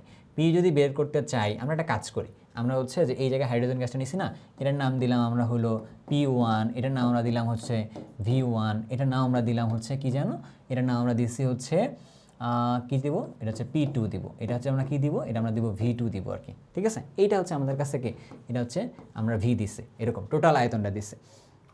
ঠিক আছে, এখন এত আয়তনের শূন্য ফ্লাস্কে বলছে, কিন্তু বি কেয়ারফুল, একটা জিনিস খেয়াল রাখো, ওদের দুইজনের যে আয়তন, এর আয়তন হচ্ছে এত, ওর আয়তন হচ্ছে এত, দুটো যোগ করলে কত হলো 500 না? 500 আয়তন আছে, কিন্তু আসলে ব্যাপারটা কি, আমাদের একটা আয়তনের একটা ক্যাপাসিটি আছে, তাই না? ওই আয়তনের মধ্যে এসে জিনিসটাকে রাখতে হয়েছে। তাহলে আমরা যদি খেয়াল করি তাহলে কি লিখতে পারবো, 30 ইন্টু 200 প্লাস P2 এর মান কত, 40 ইন্টু 300 এরকম, ডিভাইডেড বাই আমরা কত করতেছি, 400 করতেছি আর কি। এরকম তুমি হিসাব নিকাশ করে দেখো তাহলে কত হয়, হিসাব নিকাশ করে একটু দেখো কত হয় আর কি এখানে।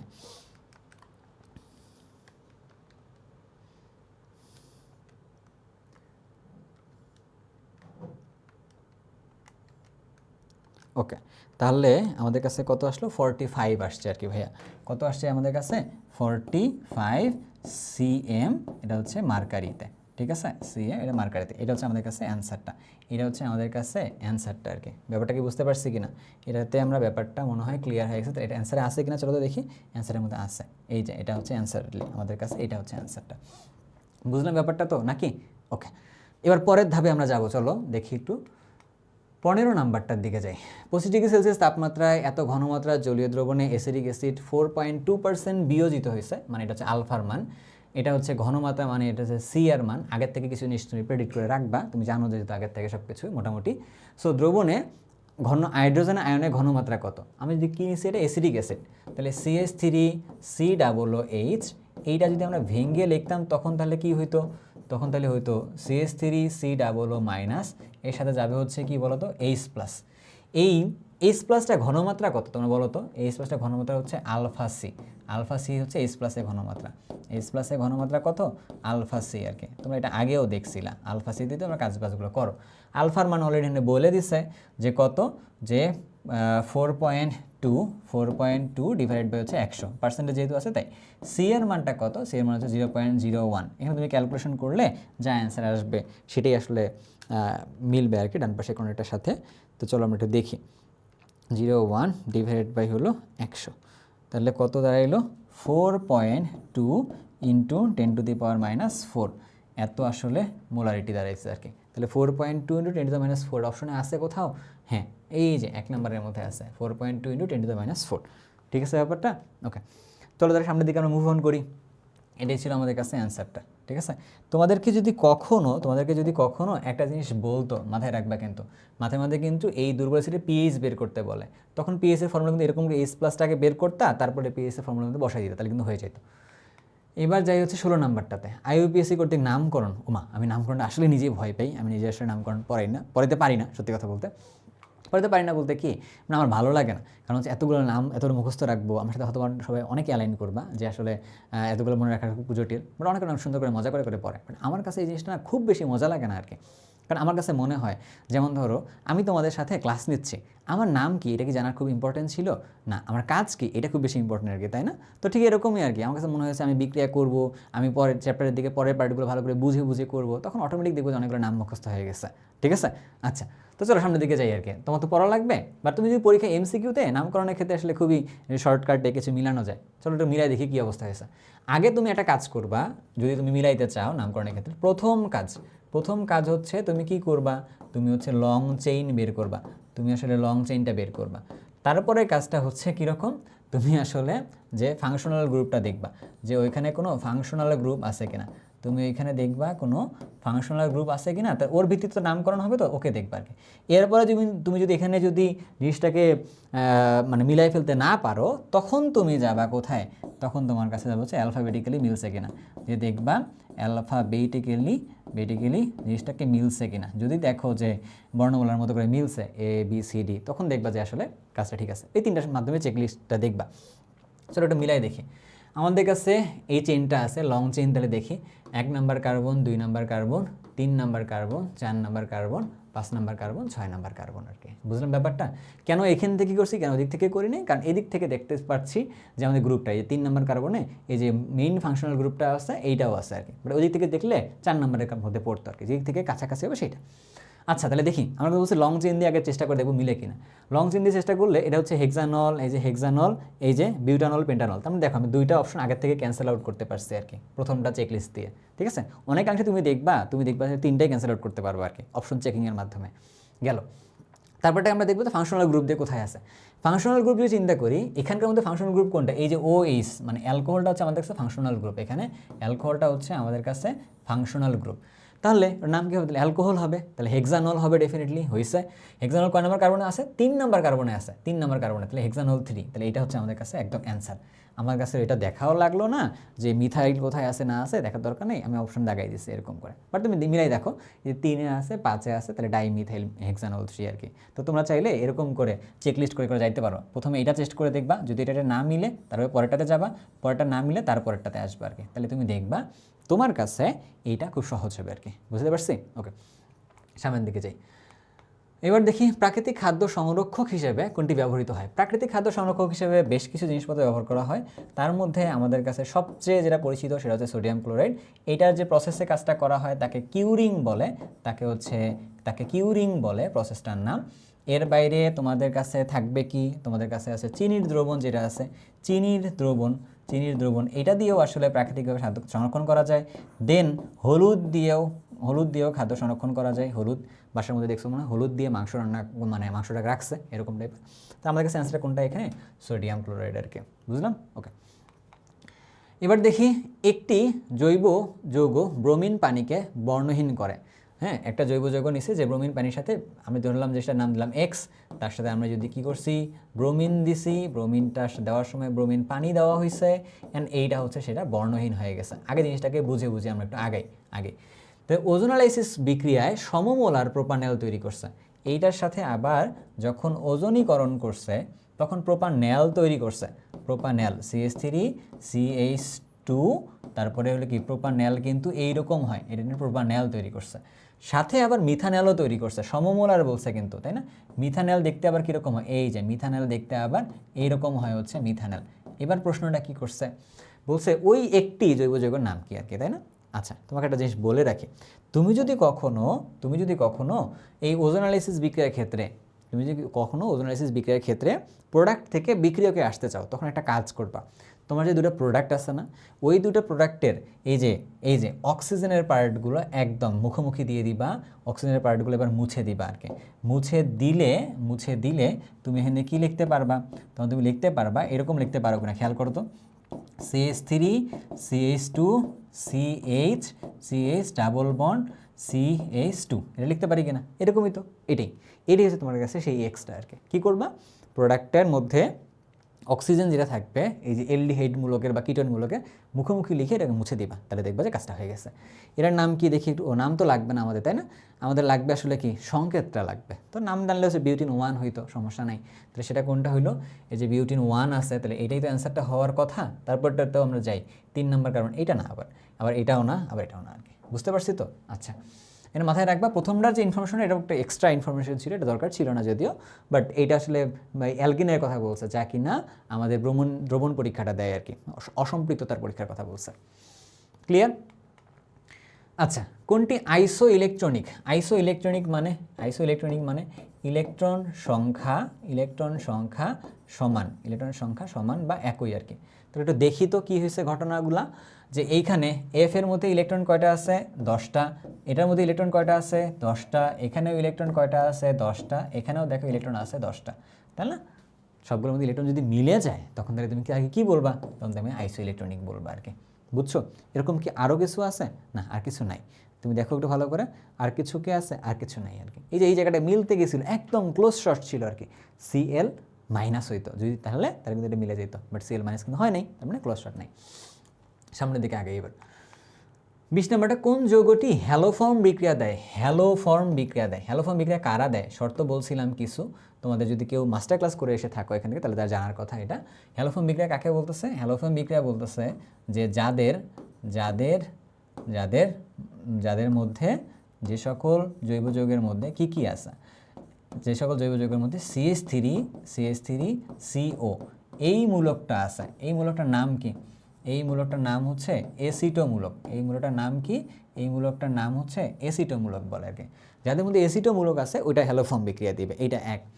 আরেকটা শর্ত বলে রাখতে পারি তোমাকে, ইথানল আছে না, আমাদের সবার পরিচিত ইথানল, সেই ইথানলও হ্যালোফর্ম বিক্রিয়া দিবে। পাশাপাশি আরেকটাও হ্যালোফর্ম বিক্রিয়া দিবে, এটার নাম কি? এর নাম হচ্ছে অ্যালকোহল 2। যে কোনো অ্যালকোহল 2 যদি হয় সে হ্যালোফর্ম বিক্রিয়া দিবে। তাই হ্যালোফর্ম বিক্রিয়া দিলে কয়টা জিনিস দিল? হ্যালোফর্ম বিক্রিয়া দিলে 3টা জিনিস দিচ্ছে, একটা এসিডোমূলক থাকলে দিবে, ইথানল থাকলে দিবে, আর অ্যালকোহল 2টা দিবে। তাহলে একটু আমরা দেখি তো ঘটনাটা কি। এখানে একটাও অ্যালকোহল নাই, তাহলে আমাদেরকে এসিডোমূলক আছে কিনা দেখা লাগবে। এসিডোমূলক আছে কোথায় কোথায়? এই যে এইখানে একটা CH3CO মূলকটা আছে, তার মানে এটা কিন্তু দিবে। এইটা দেখো CH3Cl আছে, বাট সাথে OH আছে, কিন্তু এটা দিবে না আবার। ঠিক আছে, এসিডোমূলক যুক্ত কোনো একটা কার্বনিল কম্পাউন্ড হওয়া লাগবে, কার্বনিল কম্পাউন্ড, এলডিহাইড বা কিটোন হইতে হবে আর কি, মাথায় রাখতে হবে। ঠিক আছে, এখানেও দেখো NH2 আছে, এটা হবে না, এটার সাথে এটা থাকলে হবে না। কী কী তাহলে থাকলে হয়তো? এই পার্টের মধ্যে H থাকলে হয়তো, এই পার্টের মধ্যে AR থাকলে হয়তো, এই পার্টের মধ্যে CH3 থাকলে হয়তো, মানে এরকম আর কি, মানে এলডিহাইড কিটোন হইতে হবে আর কি, তাহলে হয়তো। তাহলে এই 3টা অপশন মাথায় রাখবা, তাহলে তুমি দেখবে এই অ্যান্সারটা তুমি পারবা। বুঝতে পারছো? ওকে। যদি তোমাকে আরেকটা MCQ করতে পারে, হ্যালো ফর্মের সংকেত কোনটা? CH3, এটা হচ্ছে হ্যালো ফর্মের সংকেত, যেটা কিনা এই পার্টটার থেকে উৎপন্ন হয় আর কি। ওকে ওকে। সম আয়তনের এত মোলার অ্যাসিডিক অ্যাসিড এবং এত মোলার সোডিয়াম অ্যাসিটেট মেশালে ওই জায়গায় pH কত হবে? এইটা হচ্ছে একটা উইক অ্যাসিড, এটা হচ্ছে একটা উইক অ্যাসিডের কনজুগেটেড বেস, উইক অ্যাসিডের একটা কনজুগেটেড বেস থেকে আসা একটা সল্ট। তাহলে উইক অ্যাসিড আর সল্ট যদি কোথাও প্রেজেন্ট থাকে, উইক অ্যাসিড এর সাথে যদি কোথাও সল্ট প্রেজেন্ট থাকে, এইটাকে ভাইয়া কি বলছিল যেন? এটাকে বলা হচ্ছে acidic buffer solution, acidic buffer solution বলে আর কি, অ্যাসিডিক বাফার সলিউশন বলে।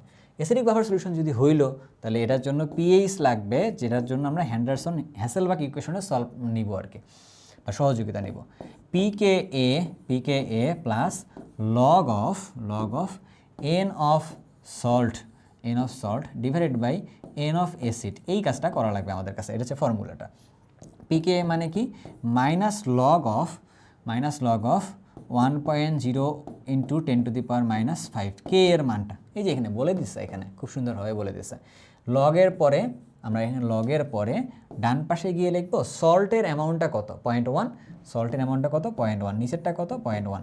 দুটো কাটাকাটি করলে কত হয়? লগ 1 এর মান 0 না, তাহলে এই পার্টটা আমার কাছে আছে নাই কিন্তু। তাহলে এটা তাহলে কত হইলো?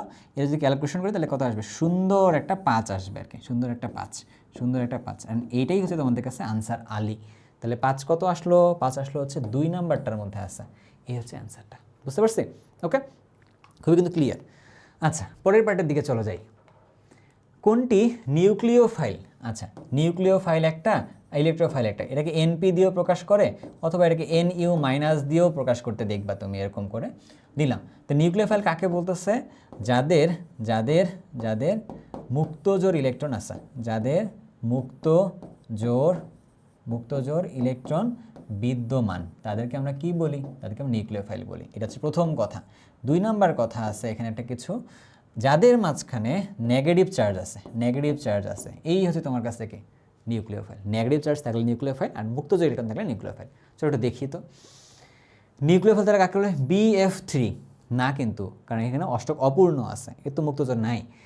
NO2+ এখানেও নাই, বাট এই যে মুক্তজোড় ইলেকট্রন আছে কোথায়? নাইট্রোজেনের মধ্যে, তাহলে এটা হচ্ছে আমাদের কাছে নিউক্লিওফাইল। তাহলে উল্টা কথাটাও আমরা বলতে পারবো, তাহলে কোনটাকে তাহলে ইলেকট্রোফাইল বলে? যাদের মধ্যে প্লাস আছে ও ইলেকট্রোফাইল, আর যাদের মধ্যে অষ্টক অপূর্ণ আছে তারা হচ্ছে আমাদের কাছে কি? ইলেকট্রোফাইল। ব্যাপারটা বুঝতে পারছি? ওকে, পরের পার্টে। আয়রন 3 লবণের এত মোল পার লিটার ঘনমাত্রার এত আয়তনের সাথে এত বিক্রিয়া করে দ্রবণ যোগ করলে FeOH আয়নিক গুণফল কেমন হবে, আয়নিক গুণফল কেমন হবে। আচ্ছা ঠিক আছে, আয়নিক গুণফল বের করতে বলছে, কার জন্য বের করতে বলছে ভাইয়া, এইটার জন্য। তাহলে যার জন্য আয়নিক গুণফল বের করতে বলে আমরা যেন কি করি, শুধুমাত্র এইটাকে ভেঙে দিই আর কি। আমরা যদি এটাকে ভেঙে দিই, ভেঙে দিলে কি উৎপন্ন হইল, Fe3+ এর সাথে OH মাইনাস 3টা আছে। তাহলে আমরা যদি KIP বের করি, যেটাকে আমরা আয়নিক গুণফল বলতেছি, আয়রন 3+, এইটার তো আমরা নিলাম, এইটা নিলাম, এর সাথে OH মাইনাস এর উপরে দিলাম হচ্ছে 3 দিলাম। এখন আমাদের কি কাজ করতে হবে, এটা ঘনমাত্রা লাগবে তাই না। এটা আসছে কোথার থেকে, এই যে এইখান থেকে আসছে। এটার ঘনমাত্রা শুরুতে ছিল কত, 4.2 ইন্টু 10⁻³ এটার আয়তন ছিল কত, আয়তন ছিল হচ্ছে 50। কিন্তু এইটা যে দ্রবণে মিক্সড করা হইলো সেই দ্রবণটা, এখন দ্রবণটার আয়তন কত, দ্রবণের আয়তন হচ্ছে ওর হলো 50 আর ওর ক্ষেত্রে সোডিয়াম হাইড্রোক্সাইড ক্ষেত্রে হচ্ছে 30, তাহলে কত হলো 80। তাহলে এই যে 80 মিলিলিটারের মধ্যে কিন্তু হিসাব নিকাশটা করা লাগবে, 80-র মধ্যে কিন্তু হিসাব নিকাশ করা লাগবে। কেন, কারণ টোটালের মধ্যে গিয়ে ওর ঘনমাত্রা তো চেঞ্জ হয়েছে। OH এর ঘনমাত্রা এইভাবে কত ছিল, 1.5 ইন্টু 10⁻⁴ এটা ইন্টু, তার মানে 30 ইন্টু কত করলাম 30 ডিভাইডেড বাই তুমি কত করবা, এবার আবার তুমি এটার জন্য 60 করবা, 80 করবা। এবার তুমি হিসাব নিকাশের মধ্যে আসো, এটাকে ক্যালকুলেশন করলে যা অ্যান্সার আসবে ওটাই হলো আমাদের কাছে KIP-র মান। KIP-র মান একটু করে দেখবা নাকি কেউ কত আসে, চলো একটা আমরা দেখি, আমরা একটু দেখি। তোমাদের তো এখন কন্ট্যাক্ট করার উপায় নাই, এই জন্য হচ্ছে যে আমারই করতে হতেছে, বাট এটাতে মিলাই দিলে তুমি নিজেই বের করতে পারবা আর কি, ঠিক আছে, তুমি নিজেই বের করতে পারবা, তুমি নিজেই বের করতে পারবা। তাহলে একটু দেখি বাম পাশের পার্টটা কত আসে। আমি কি একবারই গুণ করে দিব, হ্যাঁ একবারই গুণ করে দিলে একটু ভালো, তাহলে হচ্ছে একবারে অ্যান্সারটা আসে -4 ইন্টু 30, তার নিচে আসতেছে কত, আবার হচ্ছে 80, সরি। তাহলে এখন সব কিছু মিলে দিলে কত আসছে, 1.47 ইন্টু 10⁻⁷ এত আসছে হচ্ছে আমাদের কাছে কি, তার KIP-র মানটা এত আসছে। KSP-র মান তাহলে কত ছিল, KSP-র মান কত ছিল আর কি, এটা তো দিয়ে দেওয়া ছিল না তাই না, এত দ্রবণের ঘনমাত্রার সাথে এটা যোগ করছি, যোগ করলে আয়নিক গুণফল কত হবে আর কি। আচ্ছা এইটা কিন্তু আমাদের কাছে তার KSP-র মানটা বলে দেওয়া নাই ইভেন, তাই না। আমরা একটু আগের প্রশ্নটা পড়বো কিনা, এত ঘনমাত্রার সাথে এত দ্রবণের সাথে এতটুকু যোগ করছে, দ্রবণ যোগ করলে এত এর আয়নিক গুণফল। আচ্ছা দ্রাব্যতা, ওকে আমরা তো আয়নিক গুণফল বের করে ফেলছি। এরা যদি প্রশ্নটা দেওয়া থাকতো, মানে এখানে আসলে আমার ক্ষেত্রে জিনিসটা কী হয়েছে আমি তোমার একটু বলি, যে আমি যখন তোমার এটা সলভ করে দিয়ে আসছি, টার্গেটটা নিচ্ছি এরকম যে আগে আমি এই অপশন দেখবো না, আগে আমি উত্তর করব, তারপরে এটা আমি অপশন দেখবো, কারণ আমি তোমার মাথায় পড়াইতেছি। তো সাইমultaneously দুইটা দেখলে এটা বায়াস হওয়ার চান্স ছিল এরকম। তো যাই হোক ব্যাপার এরকম নেবেন না। আমাদের কাছে যদি KSP-র মানটা দেওয়া থাকতো তাহলে KSP-র মানের সাথে আমি তুলনা করতে পারতাম, আমার কাছে যদি দেওয়া নাই তাহলে তুলনা করবো কোথা থেকে। বাট এইটা যদি অ্যাকচুয়ালি এই জায়গায় তুমি অ্যান্সার করতে চাও তাহলে কী করা লাগবে, যে এটার সাথে বিক্রিয়া দিলে এইটার অদক্ষেপ পড়ছে তুমি ধরে নিবা আর কি। তো ধরে নিবা বা এটা নর্মালি বিক্রিয়াগুলো অদক্ষেপ পড়ে, অদক্ষেপ পড়ে। তাহলে অদক্ষেপ যদি পড়ে তাহলে সেক্ষেত্রে শর্ত কী যেন ছিল, KIP is greater than KSP হইতে হবে আর কি। তাহলে তখন এই শর্ত অনুযায়ী কাজ করতেছো, তো ওই অনুযায়ী কী হয়, দ্রাব্যতার গুণফল অপেক্ষা আয়নিক গুণফলটা বেশি হবে আর কি। তো এটা আসলে না করেও অ্যান্সারটা বলা যাইতো, বাট ওই ধরে নিয়ে কাজ করে, বাট KSP দেওয়া থাকলে বের করা যেত আর কি, ঠিক আছে। ওকে থাকলো এই পার্টটা। ACl5 এর জ্যামিতিক আকৃতি কোনটি হবে আর কি। এ হচ্ছে 15 নাম্বার, তাহলে এটা হচ্ছে কত, PCl5। জ্যামিতিক আকৃতি তাহলে কেমন হবে, এই যে ফসফরাসের সাথে তুমি একটা কাজ করো, তুমি হচ্ছে 3টা ক্লোরিন দাও, 3টা ক্লোরিন দাও, 3টা তুমি ক্লোরিন দাও, 3টা ক্লোরিন দাও। ক্লোরিন 3টা দেওয়ার সময় তুমি একটু তোমার মাথার উপরে থাকা ফ্যানের দিকে তাকাও, তুমি তোমার মাথার উপরে থাকা ফ্যানের দিকে তাকাও, ওই ফ্যানটা দেখছো না, এবার তুমি এদিকে তাকাও। ধরো ফ্যানের 3টা পাখা আছে, তো এই ফ্যানের 3টা পাখাকে তুমি হচ্ছে ফ্যানের 3টা পাখা দিচ্ছ, আগে তোমার এটা করে দিই, ফ্যানের 3টা পাখা দিলে মধ্যবর্তী কোণ কত এটার, 120 ডিগ্রি। এরকম 3টা ফ্যানের মধ্যে 3টা পাখা আছে, 3টা পাখার মধ্যবর্তী কোণ কত, 120 ডিগ্রি। এবার ওইগুলোকে তুমি এভাবে যোগ করো, ফ্যানের পাখাগুলো আর মাথাগুলো তুমি এভাবে যোগ করো, যোগ করে তুমি কি দেখলে, একটা ত্রিকোণাকার একটা তল হয়েছে, ফ্যানটা একটা ত্রিকোণাকার জিনিস একটা আর কি ওখানে, তাই না। আচ্ছা, ত্রিকোণ একটা জিনিস হয়েছে মানলাম। এখন এই ফ্যানের উপরে তুমি ফ্যানের যে মাথাটা যেখানে লাগা আছে আর কি, ওই মাথাটার দিকে তাকাও, ওই মাথাটার দিকে তাকাও। তাকানোর পরে দেখো ওইটার সাথে এইভাবে যুক্ত করা আছে। এবার তুমি এইদিকে আবার একটু তাকাও, এইদিকে করে তুমি কি করবা, এই যে প্রত্যেকটা ফ্যানের পাখা থেকে তুমি ওই উপরের অংশটার সাথে যুক্ত করবা আর কি, উপরের অংশের সাথে তুমি যুক্ত করবা। তাহলে উপরে তুমি কি পাইলা, উপরে একটা পিরামিড পাইছো না, উপরে একটা পিরামিড পাইছো। নিচে তুমি এবার তাহলে কি আরেকটা ওইরকম করে ফ্যান ধরো যে নিচে একটা, এখানে একটা, তুমি নিচে একটা জিনিস দিছো, তাহলে তোমার কাছে কী হবে তখন, এইখানে সব কানেক্ট করে দাও, এইখানে সব কানেক্ট করে দাও, এইখানে সব কানেক্ট করে দাও, দিলা দেওয়ার পরে, আচ্ছা দেওয়ার পরে তুমি একটা কাজ করো, তুমি সবগুলো ধরো এখানে কানেক্ট করে দিছো, সবগুলো তুমি এখানে কানেক্ট করে দিছো। তো সবগুলো কানেক্ট করে দেওয়ার পরে অবস্থাটা তাহলে কী হবে বলো তো, সবগুলো কানেক্ট করলে অবস্থা হলে নিচে একটা পিরামিড, উপরে একটা পিরামিড, তাহলে কয়টা পিরামিড হলো, দুইটা পিরামিড। তাহলে এখানে হইল দুইটি পিরামিড আছে, দুইটা পিরামিড আছে। আর পিরামিডের তল যেটা আছে, সেই তল যেটা ফ্যানের যে তলটা, এটা আবার কেমন ছিল, এটা ছিল ত্রিকোণাকার তল ছিল। তাহলে নাম কি হবে, ত্রিকোণাকার দুইটা পিরামিড বা ত্রিকোণাকার দ্বি পিরামিড বলতে পারো। তাহলে কি হইল, ত্রিকোণীয় দ্বি পিরামিড, এই যে সি নাম্বারটা, বুঝতে পারছি? ওকে, এখানে এই কোণগুলো ছিল 120 ডিগ্রি, আর এই যে ফ্যানের পাখার সাথে উপরের অংশটা যে কোণটা, এই কোণটা তাহলে কত ছিল, এই কোণটা ছিল আবার 90 ডিগ্রি ছিল আর কি। এটা যেন মাথায় থাকে সবার কাছে, ঠিক আছে? এই জিনিসটা মাথায় থাকতে হবে আর কি, ক্লিয়ার? ওকে, এবার পরের পার্টের দিকে যাই আমরা। কোন যৌগটির বন্ধন কোণ সবচেয়ে কম? পানির ক্ষেত্রে বন্ধন কোণ কত? পানির ক্ষেত্রে বন্ধন কোণ হচ্ছে 104.5, 104.5। এখন এটার ক্ষেত্রে বন্ধন কোণ কত আমার ধরো মুখস্থ নাই, সমস্যা কিন্তু নাই, আমি ওই জায়গাটাতে এই জন্য তোমাকে নিতে চাচ্ছিলাম আর কি। এই জায়গার ক্ষেত্রে বন্ধন কোণ কত, এটার ক্ষেত্রে বন্ধন কোণ আমার মুখস্থ আছে, ধরো যে 92 আছে নিলাম। এর ক্ষেত্রে বন্ধন কোণ কত, এটা ধরো যে আমার মুখস্থ নাই আর কি, এরকম। তাহলে এখন আমি কী করবো, বন্ধন কোণ যদি জানা না থাকে তাহলে অ্যান্সার না করে আসবো? তো চলো একটা জিনিসটা বুঝে দেখি আসলে ঘটনাগুলো কোথা থেকে ঘটছে। এই যে CH4 তুমি নিছো না, এখানে লোন পেয়ার কয়টা আছে, সিগমা কয়টা আছে, এখানে লোন পেয়ার 0, সিগমা কয়টা হলো, সিগমা ছিল এখানে চারটা সিগমা ছিল এখানে 4টা সিগমা ছিল আর কি, এরকম। আবার তোমার কাছে ধরো যে তুমি কাকে নিছো, তুমি নিছো হলো NH3 নিছো না, তুমি হচ্ছে NCl3 নিছো, তুমি নিছো ধরো যে PH3 নিছো, তুমি ধরো PH3 নিছো, তুমি ধরো যে H2O নিছো, তুমি ধরো যে H2S নিছো, এরকম ঘটনা তোমার সাথে ঘটছে। এখন তুমি ভালো করে জিনিসটা খেয়াল করবা, এটা তোমার কাছে বেজ, তুমি এর সাথে তুলনা করবা আর কি, তুলনা করে অ্যান্সার করতে হবে, যেহেতু আমার কাছে বন্ধন কোণটা মুখস্থ নাই, যেটা মুখস্থ সে বলে দিয়েছিলাম আমরা। আচ্ছা, যখনই আমরা এখানে দিলাম তাহলে একটা লোন পেয়ার, এই যে এখানে একটা লোন পেয়ার আছে, 3টা সিগমা আছে, এখানেও একটা লোন পেয়ার আছে, 3টা সিগমা আছে। এক্ষেত্রে বন্ধন কোণ কত, 109.5। কিন্তু যখনই একটা লোন পেয়ার আসে বন্ধন কোণ তখন কমে, বন্ধন কোণ তখন কী হয়, কমে। তাহলে এইটার বন্ধন কোণ এর তুলনায় কম, এর বন্ধন কোণ এর তুলনায় কম, তাহলে কি হইল, এই দুইটার বন্ধন কোণ এর তুলনায় কেমন, এর তুলনায় কম, কম মানে কত হইতে পারে এটা আমি জানি না, কম। এবার এইখানে তুমি দেখো দুইটা লোন পেয়ার আছে, এখানে দুইটা সিগমা আছে, এখানেও দেখো দুইটা লোন পেয়ার আছে, দুইটা সিগমা আছে, তখন তাহলে ঘটনা কি ঘটবে, এদের তুলনায় আরও কম। লোন পেয়ার যত বাড়বে বন্ধন কোণ তত কী হবে, তত কমবে। তাহলে এটা কি আরও কম, এটা আমরা তাহলে বলতে পারি কি, এটা বলতে পারি আরও কম বলছে আর কি। তাহলে আমাদের অ্যান্সারটা কোন দুটার মধ্যে ফিক্স করতে হবে, H2 আর H2S এর মধ্যে ফিক্স করতে হবে কিন্তু। হ্যাঁ, তুমি বন্ধন কোণ জানো, সেখান থেকে বলে দিতে পারবা। যদি তুমি এটা নাও জানো, ধরলাম তুমি বন্ধন কোণটা তাও জানো না, তখন তুমি তাহলে কী করবা, এই যে এটার জন্য অক্সিজেন আছে, এটার জন্য সালফার আছে, তাহলে অক্সিজেন এবং সালফারের মধ্যে সালফারের আকার বড়, সালফারের আকার বড়, যার আকার বড় তার বন্ধন কোণ কম, যার আকার বড় তার ক্ষেত্রে কি বন্ধন কোণ কম আর কি। বুঝতে পারছি জিনিসটা? তাহলে কোনটা হবে, তোমার অ্যান্সারটা হবে হচ্ছে সি নাম্বারটা।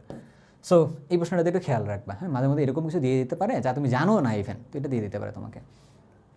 এবার পরের পার্টে আসো, পার্ট 2, মানে 25টা প্রশ্ন শেষ করে আর পরের 25টার মধ্যে আমরা আসছি। এবার তাহলে দেখি আমরা জিনিসটা আবারও, কোন অ্যাসিডটির অনুবন্ধী ক্ষারক সবচেয়ে দুর্বল হয় আর কি। আচ্ছা, যদি আমরা একটা জিনিস বলে রাখি, দুর্বল অ্যাসিড হয়, আচ্ছা আগে এটা না বলে রাখলে অ্যাসিড শুধু বলে রাখি আর কি, ধরো অ্যাসিড হইলেই কি পাওয়া যাবে, অ্যাসিড হইলেই তার ক্ষেত্রে অনুবন্ধী ক্ষার পাওয়া যাবে, এটাকে এইভাবেই লিখি। আমরা কি বললাম, তোমার কাছে যদি একটা অ্যাসিড থাকে তার থেকে তুমি কি পাবা, তার থেকে তুমি অনুবন্ধী ক্ষার পাবা, অনুবন্ধী ক্ষার বা ক্ষারক ধরো এটা পাবা আর কি, এরকম। সেই অ্যাসিডটা যদি উইক হয় তাহলে সেক্ষেত্রে এইটা হবে কেমন, তাহলে অনুবন্ধী ক্ষারক হবে হচ্ছে স্ট্রং। আবার সেই অ্যাসিডটা যদি স্ট্রং হয় তখন এটা তাহলে কেমন হবে, এটা হবে হলো উইক, এটা হবে তখন উইক। এটা মাথায় রাখতে হবে, তাহলে দেখবে সব জিনিসটা ক্লিয়ার হয়ে গেছে।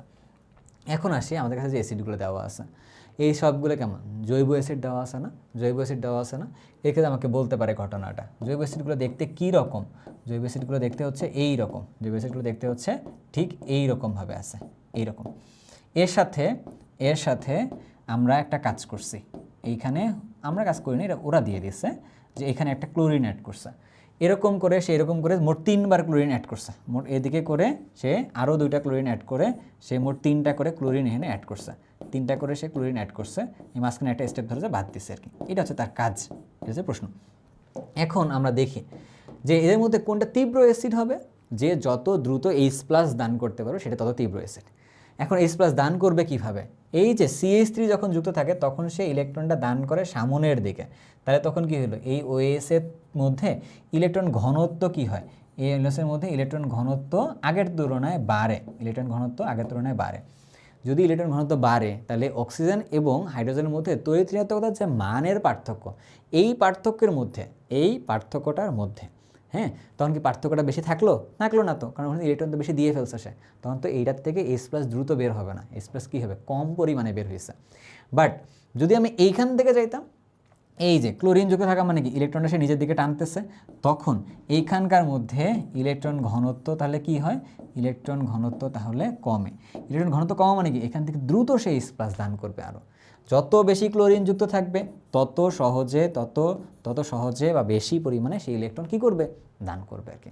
তাহলে সবচেয়ে তীব্র অ্যাসিড কোনটা, তাহলে এটা হচ্ছে সবচেয়ে তীব্র, এটা হচ্ছে সবচেয়ে তীব্র অ্যাসিড, তাই না।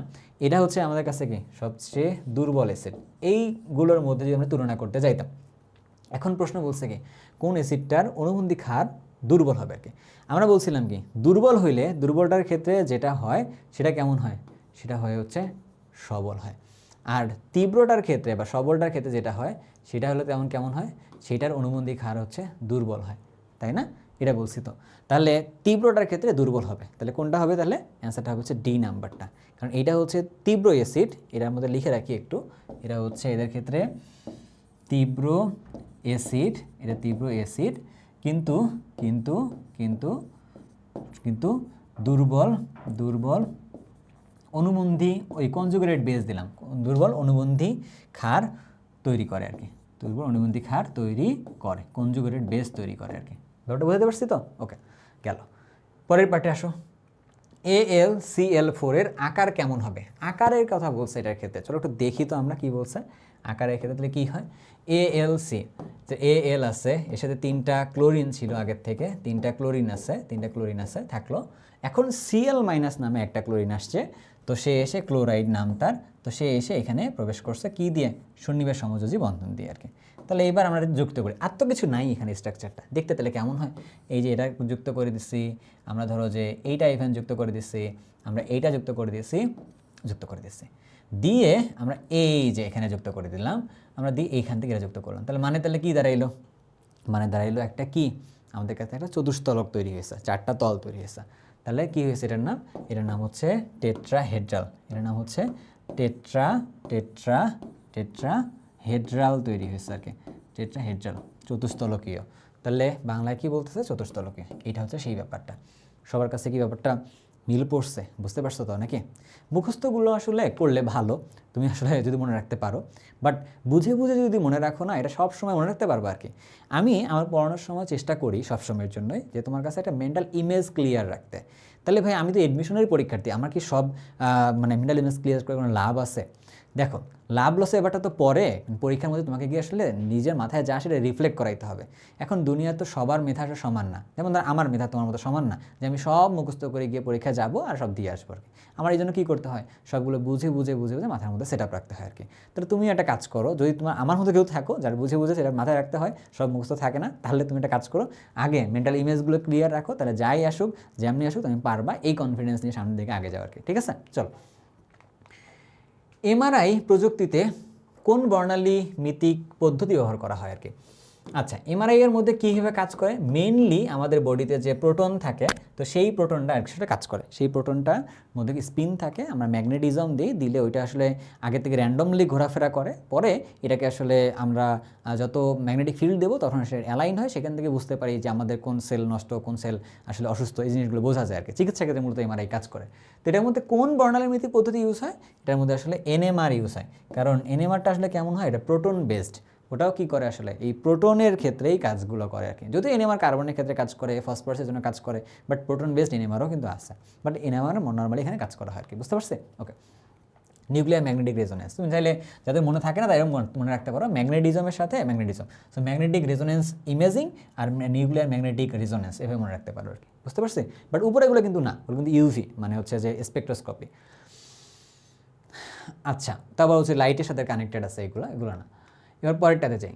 এবার বলছে কি বিক্রিয়াটা কোন ধরনের কৌশলে সংঘটিত হয়? SN1, SN2, E1, E1CB, এগুলো কি আসলে আবার? আচ্ছা, একটু আমরা জিনিসটা খেয়াল করি। SN1 আর হচ্ছে SN2, SN1 আর হচ্ছে SN2, এই জিনিসগুলো আবার কি? এই বিক্রিয়াগুলোর ক্ষেত্রে আমাদের লাগে হচ্ছে অ্যালকাইল হ্যালাইড লাগে। আবার এই বিক্রিয়ার জন্য স্টেপ কয়টা আছে এইগুলো চাই পরীক্ষায়, স্টেপ কয়টা চাই। এই বিক্রিয়ার জন্য আসলে আণবিকত্ব কত এইটা চাই, আণবিকত্ব কত এইটা আমাদের কাছে বলে। আবার এই বিক্রিয়াগুলোর ক্ষেত্রে আবার আমাদের আরও কিছু তথ্য চাই, বাট সেই তথ্যগুলোর দিকে আপাতত যাবো কিনা দরকার নেই। আচ্ছা, আমি লিখে রাখি তবু একটু। নিউক্লিওফাইল অ্যাটাক করে তো এখানে, তো এই জন্য হচ্ছে নিউক্লিওফাইল স্ট্রং নাকি উইক, এরকম তথ্যগুলো চায়। এখন আমাদের কাছে সবচেয়ে বেশি যেটা চাই এই অ্যালকাইল হ্যালাইড এটা চাই। ঠিক আছে, একটা জিনিস মাথায় রাখবা, যে তোমার কাছে যদি অ্যালকাইল হ্যালাইডের মানে আর মূলকটা বেশি থাকে, আর মূলকটা, তখন ওটা কি তত বেশি স্থিতিশীল হবে। আর যত বেশি এটা কিনা স্থিতিশীল হবে তখন ওইটা ভেঙে ফেলাটা তত বেশি কঠিন হবে। আর যত বেশি কঠিন হবে তত সেটা SN1 হবে আর কি। তার মানে মাথায় রাখো, তোমার জটিল কমন হয়ে যেতেছে মনে হয়, যত আর বেশি তত SN1। ঠিক আছে, মানে আর তুমি রোলের সাথে মনে রাখতে পারো যে আমাদের ক্ষেত্রে রোল 1 হলে আমি অনেক ভালো স্টুডেন্ট, এরকম। তার মানে আর যত বেশি হবে আর কি। ঠিক আছে, তো তত আসলে আমাদের জন্য আমি ভালো স্টুডেন্ট হয়ে যাবো। তাহলে আর বেশি হবে মানে কি, ধরো 3 ডিগ্রি মানে 3টা আর আছে, তারপরে হচ্ছে কি 2 ডিগ্রি আছে, তারপরে ধরো যে 1 ডিগ্রি আছে, তারপরে যে মিথাইল এরকম করে আছে। তার মানে যত ডিগ্রি বাড়বে তত SN1। আর যত ডিগ্রি কমবে, যত তোমার কাছে ডিগ্রি কমবে, যেমন ধরো তুমি এই মুহূর্তে কি করতে চাইতেছ, তুমি চাচ্ছ একটা অনার্স ডিগ্রির দিকে যাইতে, তাহলে তোমার কাছে কি ডিগ্রি বাড়াতে যাচ্ছ না, তাহলে তুমি SN1 এর দিকে যাইতেছো। ডিগ্রি যত কম হবে তত আসলে তোমার কাছে কি SN2 এর দিকে যাওয়া, এরকম। যাই হোক, আমাদের লাইফ কিন্তু আসলে SN1 এর মতো আর কি, তাই না? যে যত বেশি ডিগ্রি বাড়তেছে তত ভালো। সো এটা জাস্ট মেটাফরিকভাবে কথাগুলো বলা। ঠিক আছে, আমরা সেটা সামনের দিকে মুভ করি। স্টেপ কয়টা এখানে? স্টেপ হচ্ছে এখানে 2টা, এখানে স্টেপ হলো এখানে 1টা। এই 1 টু কিন্তু স্টেপ মিন করে না, এটা মাথায় রেখো। এটা হচ্ছে আণবিকত্ব মিন করে। এখানে আণবিকত্ব কত? এখানে আণবিকত্ব হচ্ছে 1, এখানে আণবিকত্ব কত আসলে 2। ইউনিমলিকুলার অ্যান্ড বাইমলিকুলার। এই নিউক্লিওফাইল এখানে কেমন হয়? এখানে হচ্ছে উইক টাইপের নিউক্লিওফাইল হয়, এখানে হচ্ছে কেমন টাইপের হয়? স্ট্রং টাইপের নিউক্লিওফাইল হয়, স্ট্রং টাইপের নিউক্লিওফাইলগুলো হয়। মেকানিজমগুলো দেখলে খুব ভালো হতো, বাট আমাদের মেকানিজম যেহেতু আসবে না, আমরা যেহেতু রিটেন পড়তেছি না, তো আমাদের কাছে তো লাগবে না। আমরা এই জন্য কী করতে চাচ্ছি, আমরা জাস্ট একটা সিম্পল ওয়েতে জিনিসটাকে রাখতে চাচ্ছি আর কি। ব্যাপারটা ক্লিয়ার কিনা বলো তো আগে, এটা কি ক্লিয়ার হয়েছে? ওকে, এবার আসো কোন বিক্রিয়া কৌশল। এইখানে যে অ্যালকাইল হ্যালাইডটা দিচ্ছে, এটা একটা অ্যালকাইল হ্যালাইড দিচ্ছে আমাদের কাছে। এই অ্যালকাইল হ্যালাইডের মধ্যে এই আর কয়টা আছে? এখানে 3টা আর আছে, তার মানে কি 3 ডিগ্রি। এই অ্যালকাইল হ্যালাইড কয় ডিগ্রি ভাইয়া? 3 ডিগ্রি। 3 ডিগ্রি যদি হয় তখন সেটা তাহলে কী হবে? তখন এটা হচ্ছে এটা SN1 হবে আর কি। বুঝতে পারছি? ওকে, তারপর একটা পার্টে যাই আমরা। এবার বলছে কি যেগুলোতে কার্যকরী মূলক কয়টা আছে, কার্যকরী মূলক মানে ব্যাপারটা যেন কীরকম? কার্যকরী মূলক মানে ব্যাপারটা হচ্ছে যারা এখানে আমাদের কাছে ওই জৈব যৌগটার বৈশিষ্ট্যগুলো প্রকাশ করতেছে, তাই না? আচ্ছা, বাট কার্যকরী মূলকের ক্ষেত্রে একটা জিনিস শুধু বাদ দিবা, কোনটা? এই অ্যালকেনের পার্ট বাদ দিয়ে হিসাব নিকাশ করবো, তাহলে দেখবো সব কিছু হয়ে গেছে। তাহলে চলো দেখি, আগে যেটা ভিজিবল আছে চোখের সামনে সেটা দেখবা। এটা কয়টা আছে? এটা আছে হচ্ছে ট্রিপল বন্ড, তাহলে এইটা একটা কার্যকরী মূলক। এই যে ডাবল বন্ড একটা আছে, তাহলে 2টা পাইছে। এই যে কার্বনিল মূলক আছে, তাহলে 3টা পাইছে। ঠিক আছে, তাহলে এই যে আরেকটা আছে, এই যে এটার নাম কি বলতো? এটার নাম হচ্ছে অ্যাস্টার বলতেছে আমরা আর কি, তাই না? অ্যাস্টার বলতেছে। তো এইটা একটা আছে, মোট তাহলে কয়টা হলো? 4টা। তাহলে মোট কার্যকরী মূলক হচ্ছে এখানে 4টা কার্যকরী মূলক আছে। বুঝতে পারছি তো? এখানে একটা ঝামেলা করা যাবে না। ঝামেলা মানে হচ্ছে আমাদের অনেকের মনে হয় এরকম যে এই পার্টটার সাথে এটা মানে কার্বনিল মূলক আকারে বসছে, এটা কিন্তু কার্বনিল না, এটা কিন্তু এস্টার আর কি। সো এই জন্য জিনিসটার মধ্যে খেয়াল রাখা ভালো হবে। ওকে, এবার দেখলে পরের পার্টে যাই। প্রোপিন ও বেয়ার বিকারকের মধ্যে বিক্রিয়ায় কি উৎপন্ন হয় আর কি? প্রোপিন, যদি আমরা প্রোপিন দেই, প্রোপিন মানে হচ্ছে কি? প্রোপিন মানে হচ্ছে এরকম, প্রোপিন মানে হচ্ছে এরকম থাকে। তো 3টা কার্বনের অ্যালকিন। তার সাথে দিলাম বেয়ার পরীক্ষা মানে কি বলো তো? বেয়ার মানে পটাশিয়াম হাইড্রোক্সাইড তুমি দিতেছো পটাশিয়াম পারম্যাঙ্গানেটের সাথে এরকম করে করতেছো। তাহলে কে এসে যুক্ত হবে? OH যুক্ত হবে, একটা OH যুক্ত হবে এখানে, একটা OH যুক্ত হচ্ছে এখানে। তাহলে কি তৈরি করবে? CH3CH, একটা বন্ধন, কারণ দুটো বন্ধন ভেঙে গেল না? আচ্ছা, এখানে একটা আসবে OH, এখানে আসবে একটা OH। তাহলে দুইটা OH পাশাপাশি থাকলে তার নাম কি বলে জানো? তার নাম বলে হচ্ছে গ্লাইকল বলে, গ্লিসারিন কিন্তু না। দেখতে মনে সেম মনে হলো, এটা গ্লিসারিন না, গ্লাইকল বলে। তাহলে কোনটা হলো? Propylene glycol. প্রোপাইলিন বলছে, প্রোপিলিন গ্লাইকল আর কি, এরকম টাইপের, সমস্যা নেই। এবার যাই তাহলে পরের পার্টে। পিএইচ এর মান 9 থেকে 10 হলে ফেনফথ্যালিন নির্দেশক কোন বর্ণ ধারণ করে? এটা আসলে মুখস্থ একটা পার্ট। এই পার্টটা আসলে কি বলবো এটাকে, কোনোভাবে শর্টকাট এরকম টাইপের না, তো তুমি একটু এটাকে মেমোরাইজ করে রাখবা।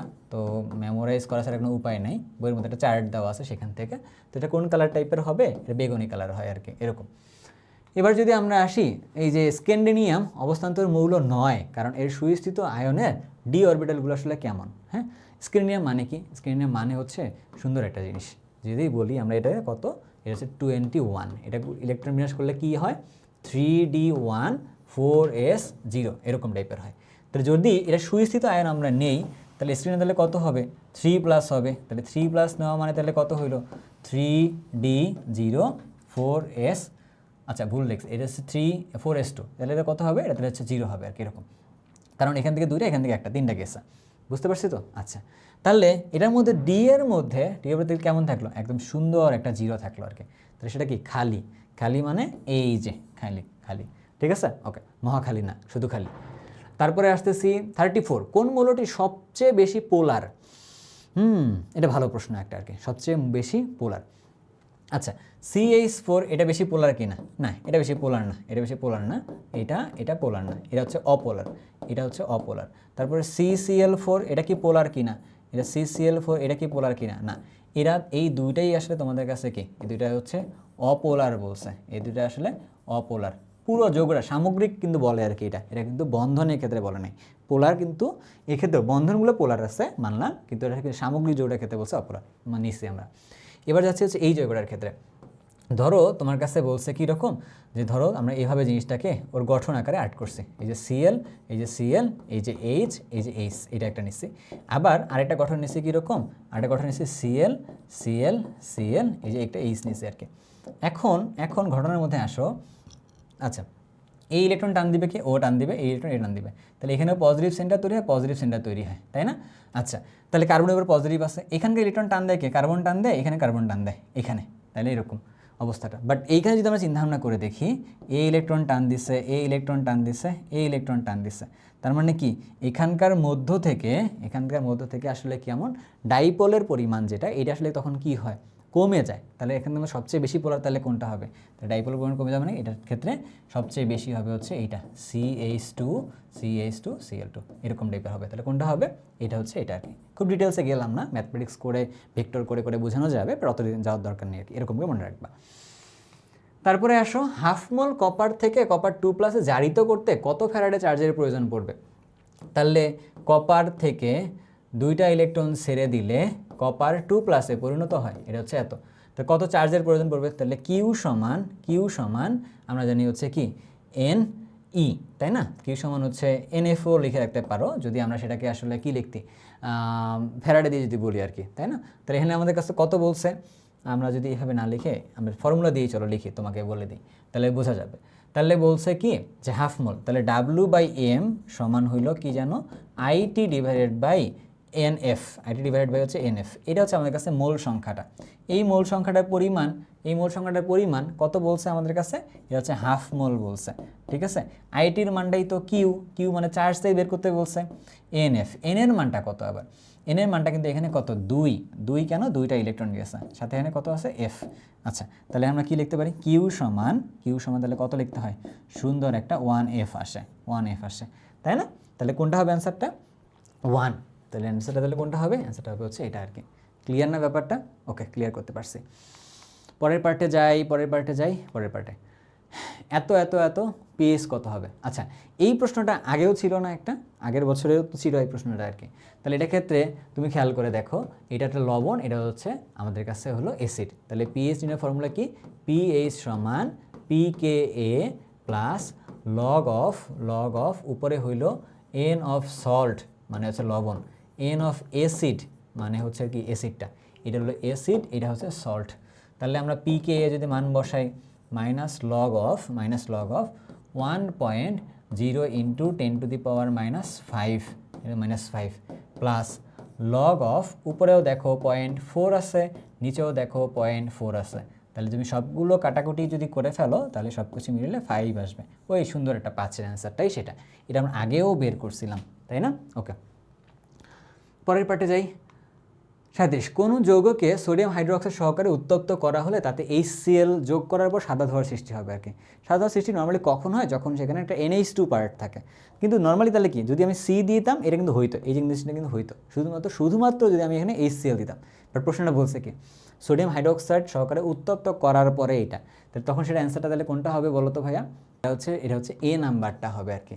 কারণ এটার সাথে যখন তুমি সোডিয়াম হাইড্রোক্সাইডের বিক্রিয়া দিবা তখন এটার মাধ্যমে আসলে কি তৈরি হবে, এটা আসলে এখানে একটা জিনিস মিসিং আছে, এখানে আসলে একটা জিনিস মিসিং আছে, প্রবলেমটা আসলে ওইখানেই। সেটা কি বলো তো? এটা যে একটা মানে ক্ষুদ্রাংশকরণ বিক্রিয়া, এটা কিন্তু উল্লেখ করা নেই। বাট এটা উল্লেখ করতে পারলে তোমাদের সেই কনফিউশনগুলো ক্লিয়ার থাকতো। তো এটা যদি BR2 উল্লেখ করা নেই, BR2 থাকতে হইতো, তো দিলে তখন এনে কি উৎপন্ন হয়? তখন এখান থেকে উৎপন্ন হইতো হচ্ছে, এটা হচ্ছে C6 দিছিল, সরি, আচ্ছা এটা কত C6H5 ছিল আর কি। তাহলে কী হবে? C6H5 দিয়ে NH2 এরকম উৎপন্ন হয়। এইটার সাথে পরবর্তীতে তুমি যখন HCl যুক্ত করলা তখন একটা হচ্ছে সাদা ধোঁয়ার সৃষ্টি করবে আর কি। কেন? কারণ এখানে H যুক্ত হবে, Cl যুক্ত হবে, এরকম। তাহলে বাট এটার পার্টের উল্লেখ নেই এখানে। কিছু কিছু প্রশ্নের ক্ষেত্রে গুচ্ছের ক্ষেত্রে দেখছি কিছু পার্ট একটু এরকম করছে যে ইনফরমেশনগুলো না মানে হচ্ছে ক্লিয়ার না, কিছু কিছু জায়গায় একটু ঝামেলা আছে আর কি, এরকম। বাট এখন তোমাকে তো মানে চেঞ্জ করা লাগবে, কারণ তোমাকে ফেস করাই লাগবে, কারণ তোমার আসলে এটা তোমার লাইফ। তো তোমাকে আসলে যতটা সম্ভব ভালো করা যায়, সো টার্গেট এইগুলো তুমি পড়ে গেলেই মোটা দাগে তুমি 20+ আসলে চিন্তাভাবনা করতে পারবা। বাট এই 50টা দিয়ে কি হবে কিনা? আচ্ছা, এই 50টার মধ্যে তোমাকে কিন্তু প্যারালাল আর অনেকগুলো তথ্যের কথা কিন্তু বলছি ভাইয়া, বলছি না? সো এই তথ্যগুলো মাথায় রাখবা, আরও যে তুমি হচ্ছে মাস্টার ক্লাসটা দেখবা, তাহলে সব কিছু ক্লিয়ার হয়ে যাবে। চলো এবার যদি যাই, হিলিয়ামের প্রথম এবং দ্বিতীয় শক্তি স্তরের শক্তির পার্থক্য কত? আচ্ছা, তো শক্তির পার্থক্য কীভাবে বের করে?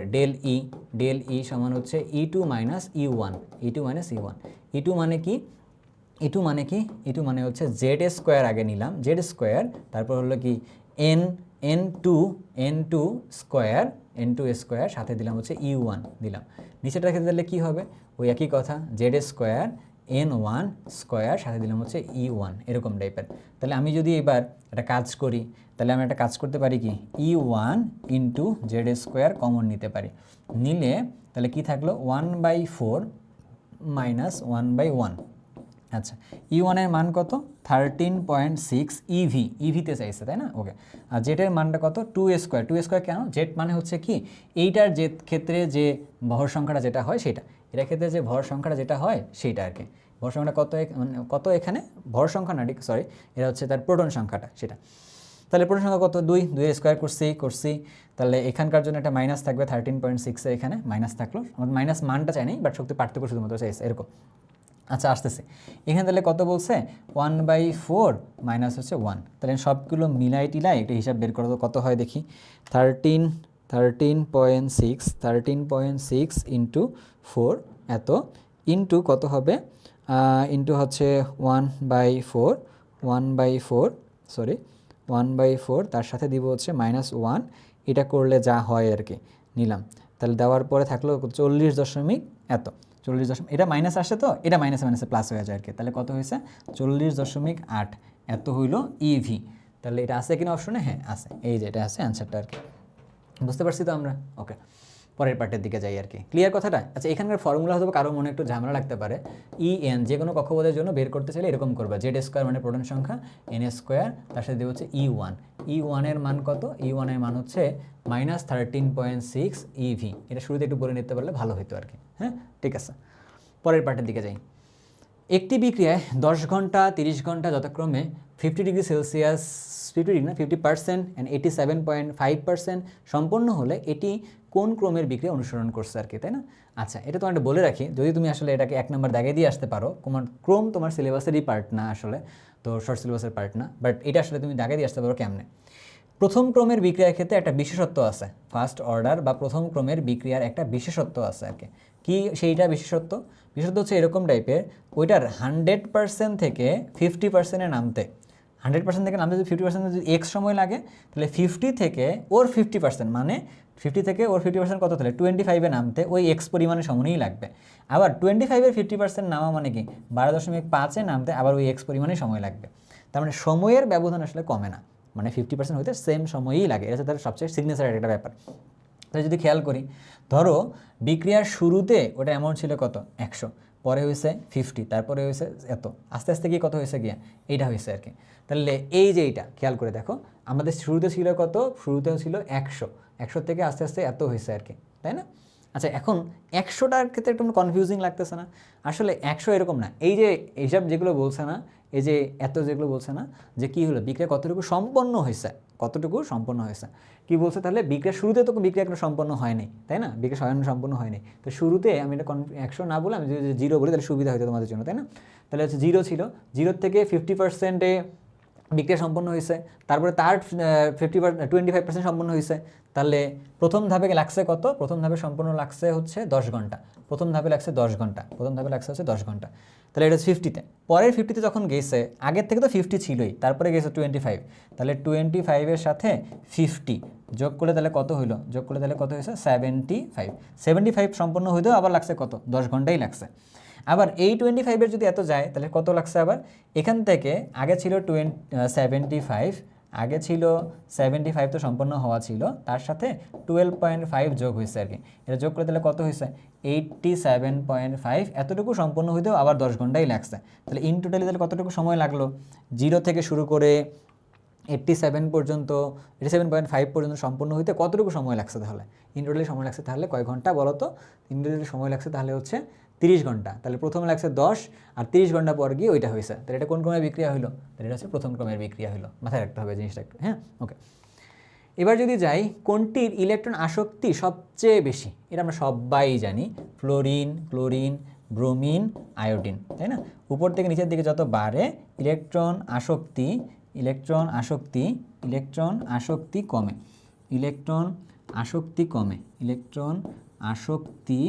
আসক্তি কমে, তাহলে কোনটার বেশি, ফ্লোরিনের বেশি, এটা হওয়া উচিত, বাট ফ্লোরিনের আকার ছোট, দ্যাটস ওয়াই কী হয়, ক্লোরিনটা যায় ফ্লোরিনের জায়গায়, ফ্লোরিনটা আসে ক্লোরিনের জায়গায়, তাই সবচেয়ে বেশি কোনটা, এটা তো বেশি হওয়ার কথা, তাহলে সবচেয়ে বেশি কোনটা, এটা, তাহলে বেশির জায়গায় কে উঠে গেল, এখন ক্লোরিন উঠে গেছে না, তাহলে সেটা কী হবে, ক্লোরিন হবে ইলেকট্রন আসক্তি সবচেয়ে বেশি আর কি, গেল ওকে।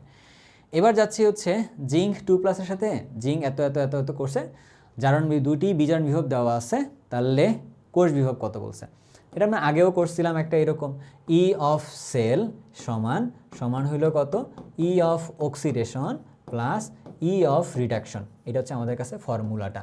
তাহলে ই অফ অক্সিডেশন তাহলে কত, জিঙ্ক দিয়ে বলছে না, তাহলে জিঙ্ক আর কপার দিলে জিঙ্কের হবে অক্সিডেশন, জিঙ্ক থেকে জিঙ্ক 2+, এটা হলো অক্সিডেশন, আর কি হবে ই থেকে কপার 2+ থেকে কপারে যাবে, এটা হচ্ছে আমাদের কাছে কি, এটা হচ্ছে আমাদের কাছে রিডাকশন আর কি। তাহলে অক্সিডেশনের মান কত, অক্সিডেশনের মান জিঙ্ক থেকে জিঙ্ক 2+, বাট দেওয়া আছে কি জিঙ্ক প্লাস থেকে এত, দুটোই বিজারণ দেওয়া আছে, তাহলে মানটাকে তাহলে কী করতে হবে, উল্টা নিতে হবে, উল্টা নিলে শুধুমাত্র মাইনাসটা প্লাস হবে আর কি, মাইনাসটা প্লাস হওয়া মানে 0.74, এর সাথে তাহলে কী হইলো, এর সাথে আমার এইটা পার্ট যুক্ত হবে আর কি, এটা কিন্তু আবার উল্টানো লাগে না, এটা যা আছে তাই আছে, তাহলে 0.34 আছে, যোগ করলে তাহলে কত হয়, তাহলে যোগ করলে 1.08 হওয়াই তো উচিত মনে হয়, তাহলে এইটা হচ্ছে অ্যান্সারটা, তাহলে কোনটা হলো, সি নাম্বারটা হচ্ছে অ্যান্সারটা, প্লাসই হবে কিন্তু, ঠিক আছে ওকে। 42 আসে, কোনটি অম্লধর্মী অক্সাইড নয়, সাধারণত অম্লধর্মী অক্সাইড কারা, অধাতুর অক্সাইডগুলো অম্লধর্মী হয়, সাধারণত অধাতুর অক্সাইড অম্লধর্মী হয়, ঠিক আছে, অধাতুর অক্সাইড অম্লধর্মী হয়, তাহলে এইখানে তো ভাই সবাই অধাতু, তাই না, তাহলে কোনটা হবে আর কি, কিন্তু এই জায়গাটা জিনিস মাথায় রাখো, নাইট্রোজেন অক্সাইড সবগুলো যে আছে না তার মধ্যে সবাই কিন্তু অম্লধর্মী না, নাইট্রাস অক্সাইড অম্লধর্মী না। এটা কিন্তু আমাদের আরেকটা তথ্য, সেটা কি জানো, এটাকে আমরা লাফিং গ্যাস বলি। তোমরা শুনছো না, লাফিং গ্যাস, এটা হচ্ছে লাফিং গ্যাস। লাফিং গ্যাস কিন্তু অম্লধর্মী না, এটা মাথায় রাখতে হবে আর কি, ঠিক আছে? একটা দিয়ে দুটো তথ্য। ওকে, তাহলে এবার আসি আইইউপিএসের নাম কি। ওই নামের ক্ষেত্রে বলছিলাম মনে হয় তিনটা জিনিসটা মনে রাখতে হবে। তো আমরা চলো লং চেইনটা দেখি হয় কিনা। 1 নম্বর কার্বন, 2 নম্বর কার্বন, 3 নম্বর কার্বন, 4 নম্বর কার্বন, 5 নম্বর কার্বন আর কি। তাহলে আমরা 5টা কার্বন পেয়ে গেছি। তাহলে 5টা কার্বন যদি হয় তাহলে হচ্ছে এটার নাম কি হবে, এটা হচ্ছে 3টা কার্বন, 6টা কার্বন এখানে। আমরা এখানে কী করছি, এখানে তাহলে কী করছি, এটা হচ্ছে 1 নম্বর কার্বন, 2 নম্বর কার্বন, 3 নম্বর কার্বন, 4 নম্বর কার্বন, 5 নম্বর কার্বন, 6 নম্বর কার্বন। তাহলে 6টা আছে। তাহলে দেখি আমরা এই যে হেক্স আছে কথাটা, হেক্স আছে কথাটা, হেক্স আছে কথাটা, তাহলে সবার মধ্যেই হেক্স আছে, তার মানে আমরা আর ওইটা দিয়ে দেখতেছি না, আমাদের ফাংশনাল গ্রুপ দিয়ে দেখা লাগবে আর কি। তাহলে এইটা হচ্ছে বেশি, তাহলে এটা দিয়ে আমরা নামকরণ আসবে, শেষের সাথে হেক্সাইন থাকতে হবে আর কি। তাহলে দেখি 1 নম্বর কার্বনে আইন আছে, 1 নম্বর কার্বনে কি আছে, 1 নম্বর কার্বনে আইন আছে। 3 নম্বর কার্বনে গিয়ে ইন আছে আর কি, ইন আছে, আর এখানে হচ্ছে আইন আছে। আচ্ছা, তাহলে 3-এ গিয়ে ইন কোথায় আছে, হেক্স 3 ইন 1 আইন, এই যে একটা অপশন আমরা পেয়ে গেছে, হেক্স 3 ইন 1 আইন, হেক্স 1 আইন 3 ইন, এটা কিনা। তারপর হচ্ছে যে হেক্স 1 আইন, হেক্স 1 হেক্সিনাইন, এরকম টাইপের না আর কি, হেক্স 3 ইন 1 আইন, এরকম টাইপের অ্যান্সারটা। ব্যাপারটা বুঝতে পারছি তো আমরা? ওকে, পরেরটাতে আমরা চলো যাই। আচ্ছা, ওকে, এটাতে যদি আমরা আসি 27 ডিগ্রি সেলসিয়াস তাপমাত্রায় এত বিক্রিয়ায় কেপি এর মান এত দেওয়া আছে, তো কেসি এর মান কত? আমরা যদি লিখি এখান থেকে কেপি সমান Kc R T to the power del n. Del n এর মান কত এখানে? ডেল এন এর মান হচ্ছে এটা 2 - 1 করলে 1 হয়, তাহলে কেসি আর টি টু দি পাওয়ার কত হলো তাহলে 1। বের করতে বলছে কার মান? কেসি এর মান। তাহলে কেসি এর মান তাহলে কত হবে? কেসি এর মান হচ্ছে কেপি ডিভাইডেড বাই হইলো আর টি হবে আর কি। তাহলে কেপি এর মান কত? কেপি এর মান হচ্ছে 8.314 into 10 to the power 2 divided by R এর মান কত? আর এর মান কত? আর এর মান হচ্ছে 8.314 নিব এখানে। কেন? কারণ উপরে অলরেডি প্যাসকেল বলে দিচ্ছে আমারে, আমি ওই জন্যই নিচ্ছি আর কি এখানে। টি এর মান কত? টি এর মান 27 যেহেতু, তাহলে আমাকে নিতে হবে তাহলে কত? 300 নিতে হবে। নিলে আমি এবারে হিসাব নিকাশ করব, এটা কেটে দেওয়া যায়, আমি খালি মুখেই হিসাব নিকাশ করি, এটা তো অনেক সুন্দর একটা হিসাব নিকাশ, তাই না? তাহলে 1/3 আসতেছে, তাহলে কোনটা অ্যান্সারটা হবে? ডি নাম্বারটা অ্যান্সারটা হবে আর কি। ব্যাপারটা ক্লিয়ার? ওকে, পরেরটাতে যাই। এল মানে অ্যালুমিনিয়াম মৌলের 3p1 ইলেকট্রনিক কোয়ান্টাম সংখ্যার মান বের করতে বলছে, তার জন্য আমাদের সাথে NLM এর মান বের করতে বলছে এরকম। তাহলে 3 মানে হচ্ছে কি n এর মান, n এর মান তাহলে হচ্ছে 3, p মানে হচ্ছে l এর মান, l এর মান তাহলে হচ্ছে 1।